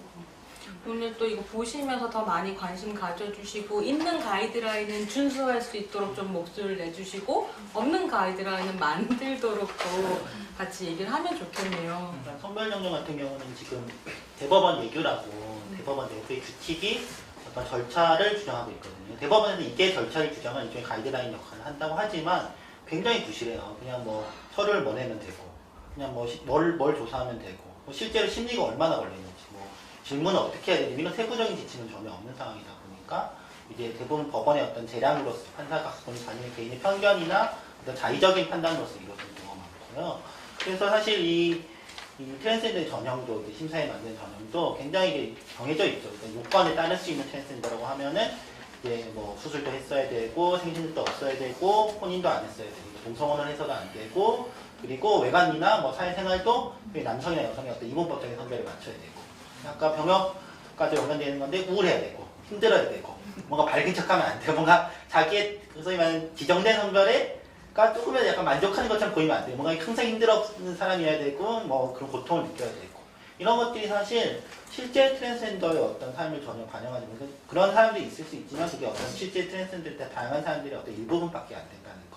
근데 사실 이게 마치 심사를 통과할 수 있는 이런 사람만이 진짜 여성이고 진짜 남성 이렇게 함으로써 커뮤니티 내에서 이제 위계가 만들어지거든요. 이 내에서도 심사를 통과할 수 있는 트랜스젠더, 심사를 통과하지 못한 트랜스젠더가 아니는 뭔가 차등이 나는 것처럼 같은 사람이 아닌 것처럼 이렇게 만들고 서로 어떤 커뮤니티의 어떤 분열을 만들어내는 영향이기도 하고요. 저는 그리고 이런 해악이 단순히 이게 트랜스젠더 커뮤니티한 성소수자만의 문제가 아니라 사실 이런 것들을 하는 어떤 판사나 법원 신무관들도 암암리에 이런 걸 보면서 아, 여성 남성 이래야 되겠구나. 아, 여성 남성은 뭐 성비문법적이어야 되고 수술을 안 해야 되고 뭐 혼인도 동성혼이 되면 안 되고 이런 식으로 생각을 하는 게, 이게 사실 문제가 성별정정을 하는 재판관은 성별정정을 하지 않거든요. 판사들은 계속 보지를 바꾸고 2년마다 보지를 바꾸기 때문에 이 사람이 뭐 가정폭력 사건을 할 수도 있고 사람이 속보험 사건을 할 수 있고 다른 민사 형사 사건을 할 수도 있는데 그때 그 자신이 갖고 있는 이분법적 편견, 트랜스젠더 성별 전쟁하면서 무의식 중에 흡수되거나 아니면 자기가 강화됐던 이분법적 편견이 그대로 나오면 다른 사건에 영향을 줍니다. 이게 사실 어떻게 보면 사회 전반에 어떤 해악을 미치고 있는 상황인 건데 이걸 단순히 뭔가 트랜스젠더는 소수 집단의 문제로서 이렇게 보여야 될 문제는 아닌 거죠. 이거는 사회 전반의 어떤 성별 이분법적 고정관념을 개선해 나가기 위해서 같이 요구되는 거죠. 어떻게 보면 트랜스젠더 성별 정정에 관련된 판결과 그 프로세스가 다시 한번 또 한국 사회 어떤 성별 고정관념, 편견 이런 것들 만들어내는 장치가 되고 이렇게 서로가 영향을 미쳐서 가는 것 같아요. 그래서 송식님께서는 젠더에 대한 기본적인 이해가 부족한 질문들이 너무 많다. 그것도 함께 화내주셨습니다. 네, 그렇네요. 네, 형수님 부탁드리겠습니다. 병역 거부자들은 뭐 특정 종교에 소속되신 분들의 일부는 무죄 판결을 받기도 했지만 대부분은 예수와 부처를 찾으려는 게 아닌가라는 생각이 들 정도로 좀 그 진정성과 일관성을 심사하는 기준들이 좀 너무 높다라고 표현하는 게 적절할지 모르겠지만 좀 그런 상황이고요. 가이드라인이 없지는 않은 것 같아요. 대법원 판례가 가이드라인이 되고 있어서 이 사람의 성장 배경, 교우 관계, 어떤 가족의 신앙, 그다음에 개인의 신앙생활, 사회생활, 평소의 일기, SNS 기록 이런 것들을 다 제출할 것을 요구하고 있고 그걸 바탕으로 개인의 양심의 진정성과 일관성을 판단하겠다라는 입장이거든요. 근데 이제 이런 어떤 날 때부터 떨어지는 잎새에도 괴로워할 줄 아는 사람, 한떨기 꽃잎에도 아파할 줄 아는 사람, 그다음에 폭력적인 상황에 대해서 몸서리칠 수 있는 그런 사람들도 있겠죠. 근데 그렇지 않은 사람도 이 사회에서 일어나는 폭력, 어떤 군사주의 문화에 대해서 저항할 수 있어야 되고 다른 목소리, 다른 삶의 판단을 할 수 있어야 되는데 그런 것들을 이제 삭제할 수 있는 위험성이 있다고 저는 생각하고 무엇보다 이렇게 국가의 어떤 양심의 진정성과 일관성의 선별이 까다로울수록 기존의 국가에 지어야 되는 국방의 의무는 굉장히 중요하고 모두가 해야 되는 일이고 예외적인 존재로서의 병역 거부자들을 인정하고 거기서 탈락한 사람들은 기피자다, 너네들은 범죄자다 라는 그런 프레임이 지속되는 거는 어떤 사회 개인에게도 굉장히 안 좋은 것 같고 사회 전체에게도 긍정적이지 않을 것 같다라는 생각을 많이 요새 하게 돼요. 정말 생각이 복잡해지고 저는 함께 얘기를 나눌 수 있어서 좋다 이런 생각이 드는데 밝은 아침님께서 예수님도 병역 거부 심사 통과 못해요. 성전에서 채찍 휘둘렀음. 이런 댓글 남겨주셨고요. CH님께서요. 병역 거부도 최근 산발적으로 나오는 무리한 주장과 질문들이 관행이 되고 심사 기준이 될까봐 우려된다. 네. 이런 얘기 남겨주셨어요. 혹시 뭐 해주실 말씀 있으실까요? 네, 그래서 걱정하고 있는 게 이제 대체복무제가 도입되긴 했지만 아직 시행은 되지 않고 있는 상황인데 시행이 되면은 현재 법원에서 혹은 검찰에서 하고 있는 질문들이 고스란히 심사관들의 질문이 될까봐 좀 걱정하고 우려하고 있는 상황인 거죠. 아까 제가 말씀드렸던 그 날 때부터의 평화주의자나 아니면 평화적 신념을 가졌다라고 생각하는 사람이 자기 삶의 모든 것들을 다 기록할 수도 없고 기록하지도 않잖아요. 뭐 양심적 병역 거부를 하기 위한 스펙 쌓기도 아니고 그런 상황에서 이제 심사관들이 그런 요구를 하게 될 때 과연 정말 이게 양심적 병역 거부를 하려고 하는 사람들이 살 수 있는 세상을 만들려고 하는 것인지 아니면은 그 선별의 폭을 확 좁혀가지고 어느 누구도 할 수 없는 기준을 만들려고 하는 것은 아닌지 그런 우려가 이제 발생할 수 있다고 생각합니다. 얘기를 이제 함께 해주시면서 또 예다리님 같은 경우는 병역 거부 심사를 거부해야 할 판. 이라고 얘기해 주셨고 조서연님께서는 아무것도 모르는 사람들 손에 판결이 좌우된다는 게 참 답답하다 이런 의견들 계속 나눠주시고 있습니다. 이런 답답함을 함께 좀 이렇게 해결하고 나가야 될 것 같은데요. 앞에서 나눴었던 이제 그 토크 보시면서 질문들 또 해주신 거 있으세요? 저 질문으로 넘어가려고 하는데 혹시 질문으로 가기 전에 꼭 이 얘기는 요 전형과 효과 관련해서 더 하고 싶다 하는 거 있으세요? 제가 막 시간을 보면서 막 너무 빨리 가고 있는 건가 싶어가지고. 괜찮으세요? 네. 네, 그러면 이제 질문으로 넘어가 보겠습니다. 질문 답해 주시다가 또 생각나시면 편하게 얘기해 주세요. 예다리님께서요, 한 해의 난민 신청자 수, 인정자 수, 그리고 인정, 불인정 받는 분들은 어떤 권리를 얻고 지내게 되는지.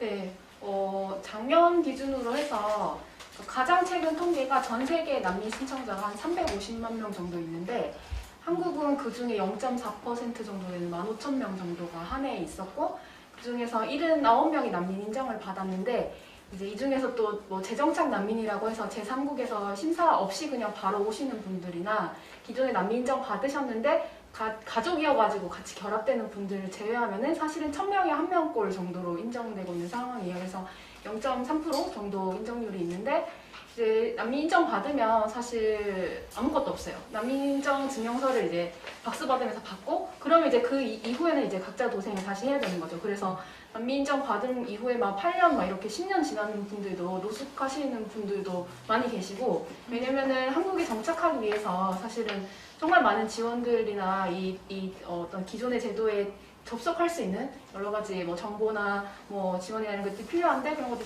지금 사실은 전무한 상황이거든요. 그리고 뭐 신청자 같은 경우도 지금 평균 한 3개월 정도 체류를 받고 있는데 3개월 체류 받는 게 어떤 의미냐면 핸드폰 개설도 못해요.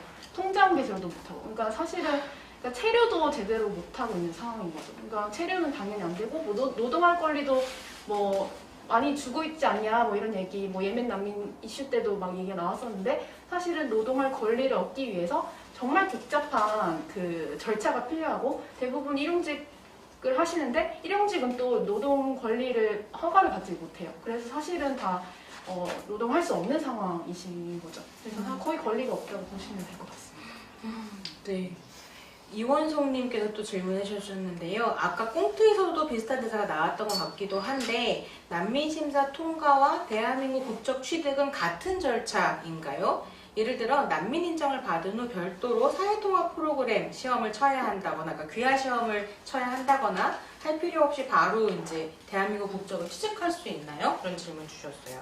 네, 난민 심사 통과했다고 해서 바로 국적이 부여되는 건 아니고 본인께서 이제 국적을 취득하고 싶다라고 하면은 일정 기간 이제 한국에서 체류한 기간이 10년 정도 돼야 그 이후에 다시 국적을 위해서 이제 절차를 심사를 할 수 있는 자격이 부여가 돼요. 이게 국적법이 바뀌면서 좀 더 기간이 길어져서 평균 이제 난민 심사 통과한 데만 해도 5년 이상이 걸리는데 뭐 그거 플러스 뭐 10년, 뭐 5년 이상 이렇게 있어야 되는 거니까 거의 뭐 15년, 20년 있어야 국적을 취득할 수 있는 거고 국적 취득도 되게 쉽지 않은 상황이죠. 여기까지 오는 것도 힘들고 자격 취득하는 것도 힘들고 국적 취득도 정말 첩첩산중이네요. 이게 사실 저희가 토크 녹화할 때도 그런 얘기 했었는데 하나하나가 너무 중요한 이야기들이고 그래서 저는 마음속에 2탄, 3탄, 4탄 다 또 각각의 주제를 다루는 프로그램이 있었으면 좋겠는데 제가 만들 건 아니어가지고요. 네, 또 활동가분들께 쳐다보면서 안 들리는데? 네. 예, 여옥님께서요 이런 얘기 올려주셔서 아까 왜 병역 심사를 거부해야겠다라는 말씀 주신 분 계셨잖아요. 그 말에 대해서 그리스 같은 나라에서는 국방부에서 하는 병역 거부 심사를 거부하는 운동을 하기도 한다. 혹시 그 병역 거부 심사 거부 운동에 대해서 해주실 얘기 있으세요? 그러니까 필요하다면 해야 할 수도 있겠다라는 생각이 드는 게 이런 방식으로 국가가 선별함으로써 개인에게 인정되어야 될 양심의 자유를 침해하는 방식으로 어떤 국방의 의무는 곧 병역이다. 병역을 해야만 한다라는 게 지속이 된다면 오히려 이제 병역 거부 심사에 통과하는 것 자체가 그 질서를 지속시키는 결과를 낳는다면 오히려 거부할 수도 있다. 심사 자체를 거부할 수 있다. 저도 생각해요. 전업세에서는 하실 생각이 있나요? 좀 고민해보겠습니다. 찾아보겠습니다. 또 흥미로운 저항 행위가 될 수 있겠다는 네. 생각이 들기도 해서요. 네. 그리고 이적행위님께서 이런 질문 주셨어요. 질문은 아니지만 이제 고민이시기도 한데요. 예규가 바뀐 것만은 부족하다. 정식으로 성별 정정 관련 법률을 만들어야 될 것 같은데 라는 얘기 주셨어요. 네, 사실 이게 3월 14일자로 대법원 예규가 바뀌었어요. 그래서 그동안에는 이제 필수 서류, 첨부 서류 되어 있었고 그 다음에 조사 사항으로 되어 있던 것을 참조서면 참고 사항이라고. 예규는 사실상 참고할 수 있는 가이드라인이라고 대법원이 좀 바꾼 건 예전에는 예규가 약간 구속력이 있는 가이드라인 같은 느낌이었다면은 근데 그렇게 해도 사실 큰 변화는 없는 게 대법원 판례가 그대로 남아있거든요. 사실 예규라는 판례를 기본으로 만든 거기 때문에 판례가 있는 이상 사실 뭐 엄청난 변화가 있다면 그래서 어떤 데서는 이게 예규가 바뀌었으니까 수술 없이 상반전이 된다고 하지만 아직 판례가 있는 상황에서 그게 그렇게 판단하기 좀 조심스러운 상황인 것 같고요. 저도 결론적으로는 법이 있어야 된다는 생각해요. 법이 있어야 되는 이유는 일단 이 절차적인 면에서 이 예규가 구속력이 없기 때문에 각 법원이 자기 멋대로 판단하는 부분들을 좀 확실히 통일시킬 수 있는 절차형을 통일시킬 수 있는 것이 있을 것이고 그리고 법이 있다면 적어도 좀 물론 이제 법이 또 바꾸기가 더 어려운 부분도 있겠지만 그 법이 어떤 국회나 이런 걸 통해서 아니면 헌법을 통해서 법률의 어떤 개정 작업들 이런 것들도 계속 할 수 있을 것 같고요. 근데 물론 이제 그 법이 지금의 어떤 기준보다 더 엄격한 기준을 두거나 지금 기준을 그대로 법으로 만드는 건 당연히 안 될 일이고 법을 만든다면 그보다 훨씬 더 명확하게 또 그 객관권 기준에 따라서 또 완전한 요건이랑 뭐 자기 결정을 보장하고 그리고 무엇보다 생산자의 권리를 보장한다는 걸 좀 명확하게 하는 법이 좀 요구될 것 같아요. 참 우리 가야 할 길이 또 여기저기 많이 있네요. 예, 이야기를 나누면서 또 한편으로는 저는 재작년이었나요? 예멘 난민 반대 청원 막 이런 거 올라오기도 했었어요. 현장에서 활동하시면서 좀 답답하고 이런 거 있으셨을 것 같은데 예, 나무 활동가님 어떠셨는지.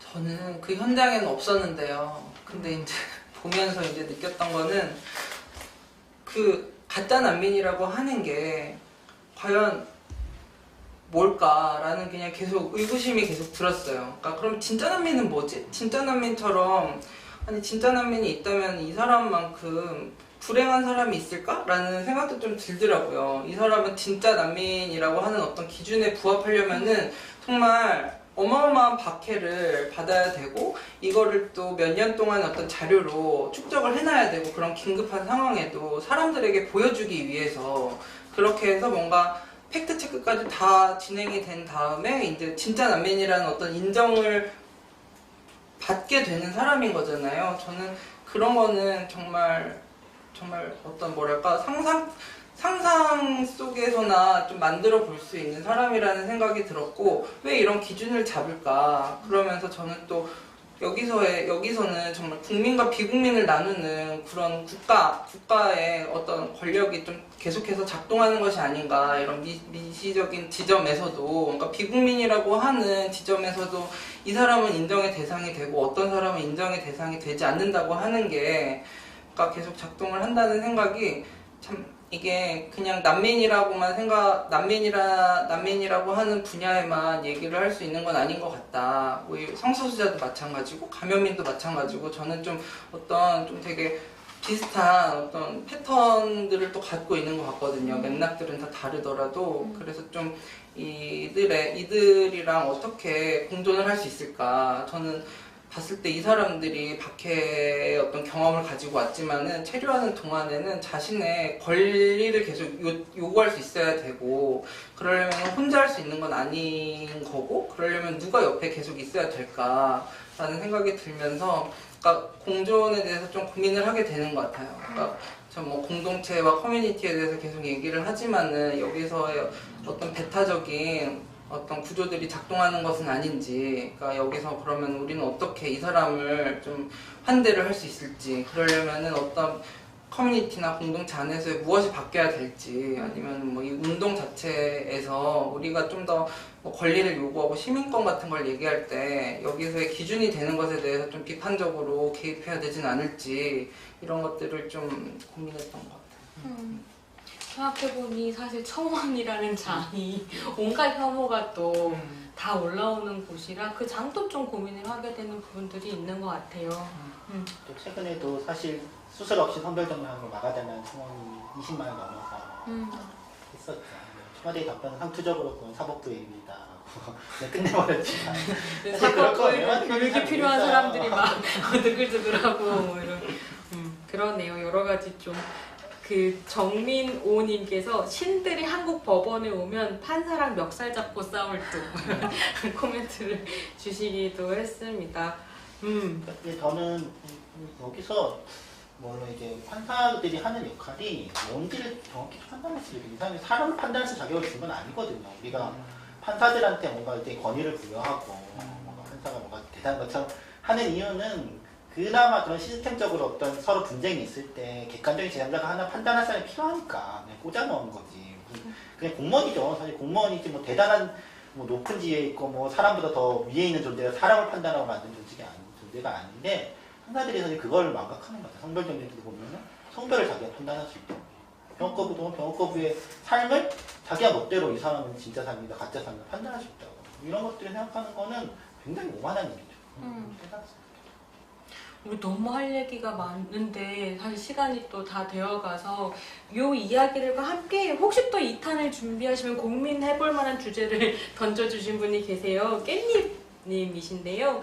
언론 노동자로서 이야기하자면 언론사의 흔한 관행이나 조회수 싸움으로 자극적인 헤드라인과 기사를 뽑는 이 상황이 참 참담합니다. 참담합니다.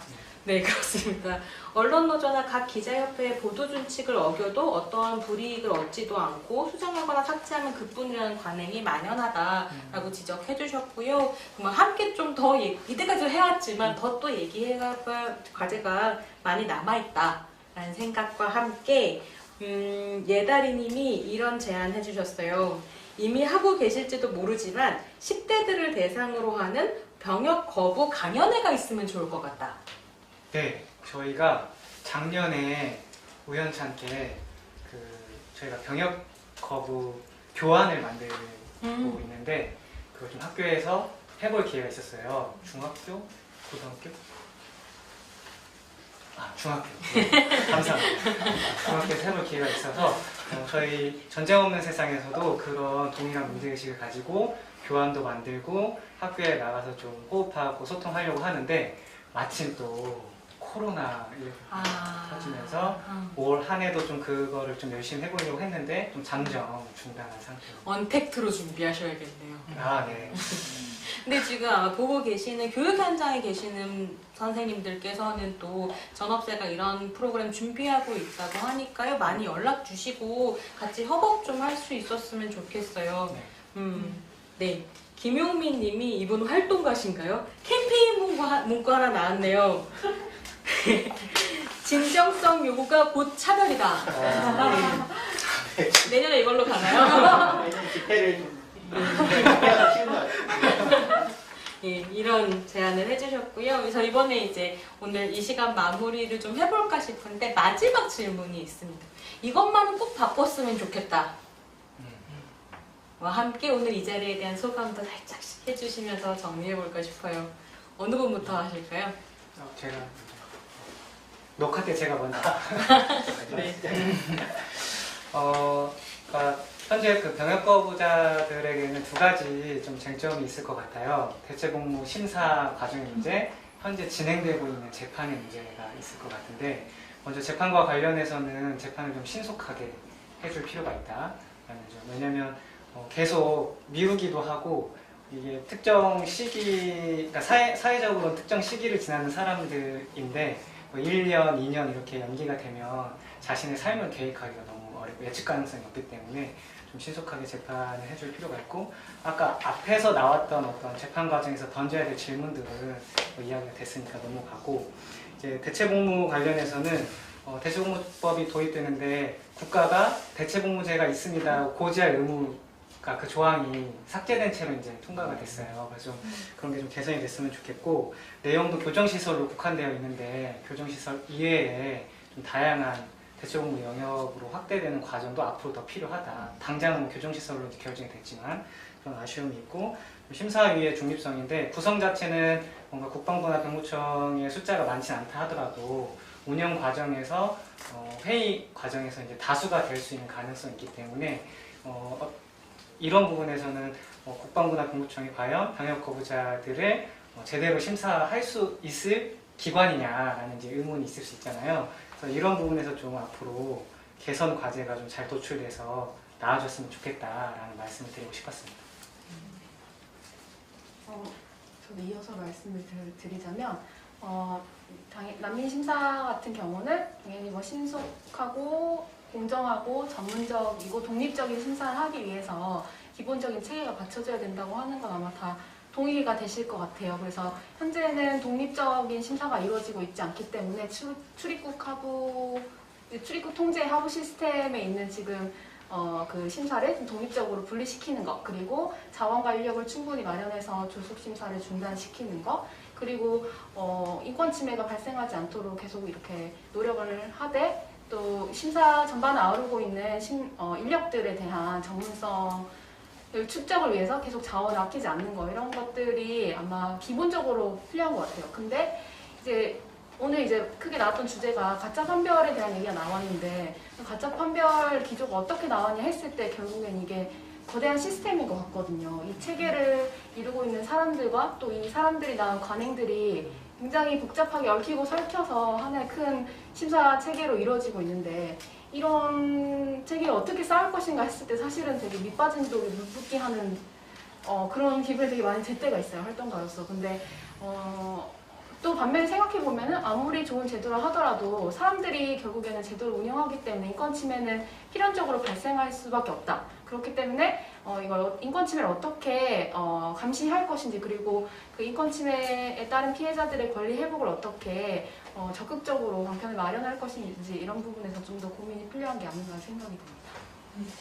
저도 받아서 말씀을 드리면은, 아까 가이드 얘기가 나오기는 했는데 그건 소수자 난민도 마찬가지인 것 같아요. 그러니까 해외에서도 성소수자 난민, 감염인 난민에 대한 어떤 그 가이드들은 다 만들어져 있거든요. 근데 이제 우리나라는 없죠. 그래서 이제 소수자 난민 인권 네트워크에서 요번에 이제 그 소수자 난민 조력한 뭐 변호사나 활동가들을 인터뷰를 해가지고 심사에 어떤 문제가 있고 무엇이 필요한지 이런 것들을 좀 심사 당국이 볼 수 있게 좀 보고서와 가이드처럼 이제 만들었는데, 사실 그거는 활동가들이 만들어야 되는 게 아니라 국가가 예산을 투입을 해서 만들어야 되는 것 같거든요. 사실 가이드라 그래서 막 인권 만세 막 이게 아니라, 그러니까 박해가 뭔지, 그리고 성소수자에 대한 이해는 어떻게 해야 되는지, 감염인에 대한 이해는 어떻게 해야 되는지, 그런 것들이 좀 더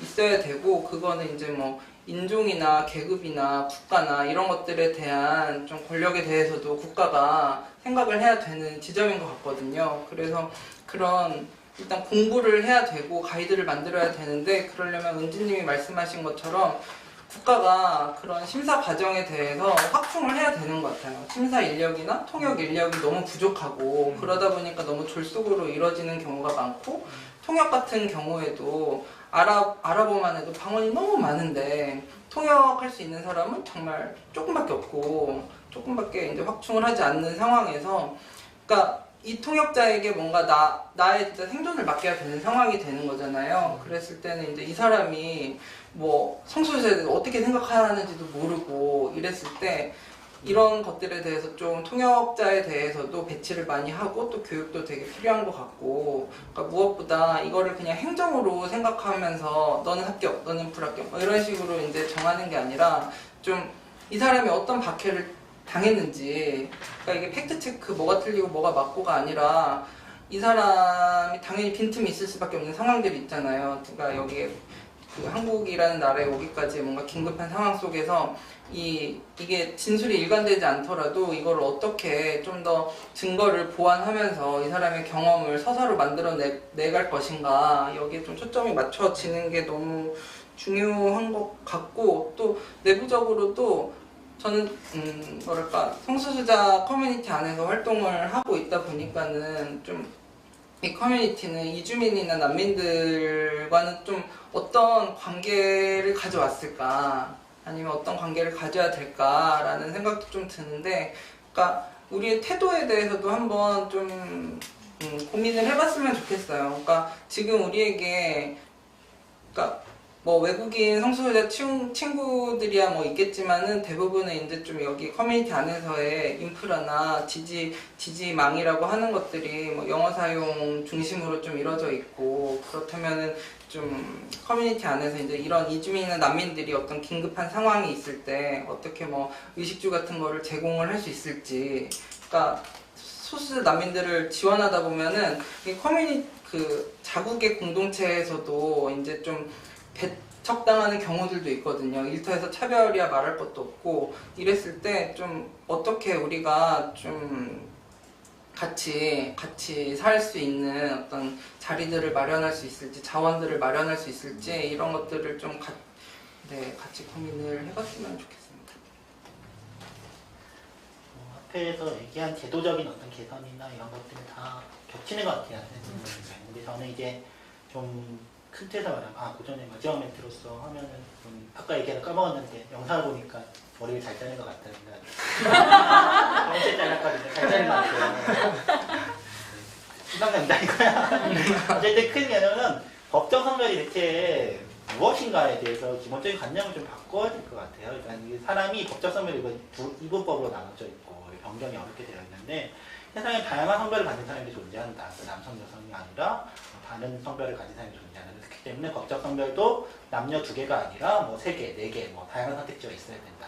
하나 선택지가 있어야 되고 둘째는 법적 성별이 그렇게 중요하지 않다. 뭔가 우리가 살아가는 데 있어서 법적 성별을 보여주고 증명하고 뭔가 그걸 얘기해야 될 상황이 반드시 필요한 게 아니다. 또는 그 법적 성별이 반드시 내가 뭐 태어났을 때 지정된 성별에 일치될 필요도 없다. 그러니까 우리나라 같은 경우는 이제 주민번호가 있으니까 주민번호상 이제 법적 성별이 딱 정해지잖아요. 그게 모든 신분증이나 모든 서류에 다 남잖아요. 그러니까 주민번호가 1번이면은 운전면허증, 여권, 뭐 선거인명, 뭐 모든 게 다 남남 이렇게 찍히는데 외국 같은 데는 봐도 출생증명서는 여성이어도 운전면허증은 남성이고 여권은 뭐 성별이 없이 할 수도 있고 이런 식으로 각 신분증마다 성별 규정을 다르게 두고 있는 나라도 많이 있거든요. 그런 나라들은 법적 성별이 그렇게 일관될 필요가 없다는 거예요. 목적에 맞게 그냥 필요한 경우에 쓰면 되는 거, 어떻게 바꿔도 되는 거고 안 늘어내야 되는 거고 이렇게 하는 건데 우리가 일상에서 보는 어떤 성별을 표시하거나 성별을 드러내거나 증명하는 과정들이 실제 우리가 생각하는 만큼 그렇게 필요 없을 수 있다. 성별이라는 게 그렇게 우리한테 중요한 의미인가? 어떤 사람들도 어떤 면은 중요하죠, 어떤 면은 중요하지 않을 수도 있고 그렇기 때문에 다양한 성별을 존중하면서 동시에 성별에 따른 어떤 차별이나 어떤 구별이 없는 사회를 만들어야 되는 어떤 근본적인 어떤 인식 전환이 같이 이루어져야 된다고 생각합니다. 저도 사실 잘 모르는 부분들이 있고 그랬었는데 이번에 이제 얘기 듣고 또 행사 같이 하면 너무 많이 배웠고 아마 같이 해주시는 분들도 또 아셨던 거 새로운 것들도 많이 가져가실 수 있을 것 같아요. 그래서 막 지금 또 채팅창이 뜨거워서 수영왕님 2탄 제작 약속하고 가주세요. 네. 채찍에 네. 예다리님께서는 혹시 2탄을 준비하게 되면 정우성님 섭외 시도 저희로 부족하신가요? 네. 그 다음에 밝은 아침님이 달마다 하면 좋겠어요. 네. 그 다음에 몽파라디 362님 훌륭한 컨텐츠에 실시간 댓글도 함께 볼 수 있어서 더 풍성하게 생각할 수 있게 되었습니다. 다음 영상 기대할게요. 다음 영상 기대할게요. 네. 사실 제가 아까 이거는 꼭 바꿨으면 좋겠다와 함께 마무리하는 소감 부탁드렸는데 아무도 안 해주셨어요. 그래서 그거를 다시 부탁드릴 텐데 안 해주신 게 너무 다행인 게 후원 어떻게 하면 할 수 있냐 각 단체들에 질문 주신 분 계시거든요. 그래서 단체의 후원 방법과 함께 마무리 인사 부탁드리겠습니다. 희망법부터 갈까요? 네. 저희는 홈페이지 들어가시면 됩니다. 희망법으로. 희망을 만드는 법 또는 희망법이라도 검색해서 나오거든요. 그래서 들어가시면은 후원하기 페이지가 있거든요. 거기서 여러분의 희망과 후원이 인권이 중심된 세상을 만드는 데 큰 도움이 됩니다. 제가 사실은 올해 후원부서장이에요. 희망보다 후원부서장인데 후원을 못 모아고 있어요. 그래서 맨날 보고할 때마다 계속 쭈그러들거든요. 그래서 조금이라도 내면에 길을 필 수 있도록 여러분 부탁드립니다. 전쟁 없는 세상은 그 홈페이지에 들어가시면 되는데요. withoutwork.org 치시고 들어가시면 되고요. 좀 홈페이지 접속하는 게 어렵다 그러면 02-6401-0514로 전화를 주시면은 그 활동가님께서 친절하게 받을 겁니다. 그래서 후원하고 싶다라고 이야기해 주시면 됩니다. 제가 후원을 잘 모아오라고 방송을 통해서 라고 부탁을 받았는데 꼭 여기 다 모든 단체들이 많이 후원 받았으면 좋겠습니다. 감사합니다. 소수자 난민 인권 네트워크는요, 연대체예요. 특정한 뭐 개인 단체가 아니라 이런저런 활동가들과 단체들이 이제 모여가지고 활동을 해가지고 어느 계좌를 뭐 특별히 있진 않은데, 근데 이제 그 저희 페이스북에 계정이 있거든요. 소수자 난민 인권 네트워크를 치시면 돼요. 네, 그렇게 오셔가지고 이제 페이스북 그 메시지로 좀 주시면은 저희가 친절히 후원 안내를 해드리겠습니다. 난민인권센터 계좌번호는 233-001-04. 잠깐 머리가 하얘졌어 갑자기. 난민인권센터 홈페이지 들어가시면 보실 수 있습니다. 많은 후원 부탁드려요. 부탁드려요. 네. 지금 카메라 앞에 있지 않기 때문에 도움을 주신 두 단체는 후원을 말씀드리기가 좀 어렵죠. 이주민 방송국에서 공간 빌려주셨는데요. 이주민 방송국도 검색하셔서 후원하실 수 있는 방법 찾아보시고, 연분홍 TV 같은 경우에는 연분홍 치마를 검색하셔서 홈페이지로 들어가시면 연분홍 치마에 후원을 하실 수도 있고, 연분홍 TV는 역시 구독과 좋아요, 많은 공유 이렇게 해서 오늘 함께 해주셨던 즐거움을 연대의 마음을 담아 후원으로 표현해 주셔도 좋겠다라는 생각이 듭니다. 네, 그래서 오늘 여기서 마무리를 할까 싶고요. 오랜 시간 함께 해주셔서 감사드리고, 2탄이 또 있을지는 모르겠지만 저희는 일단 활동으로 보답하는 것으로 하겠습니다. 감사합니다. 감사합니다.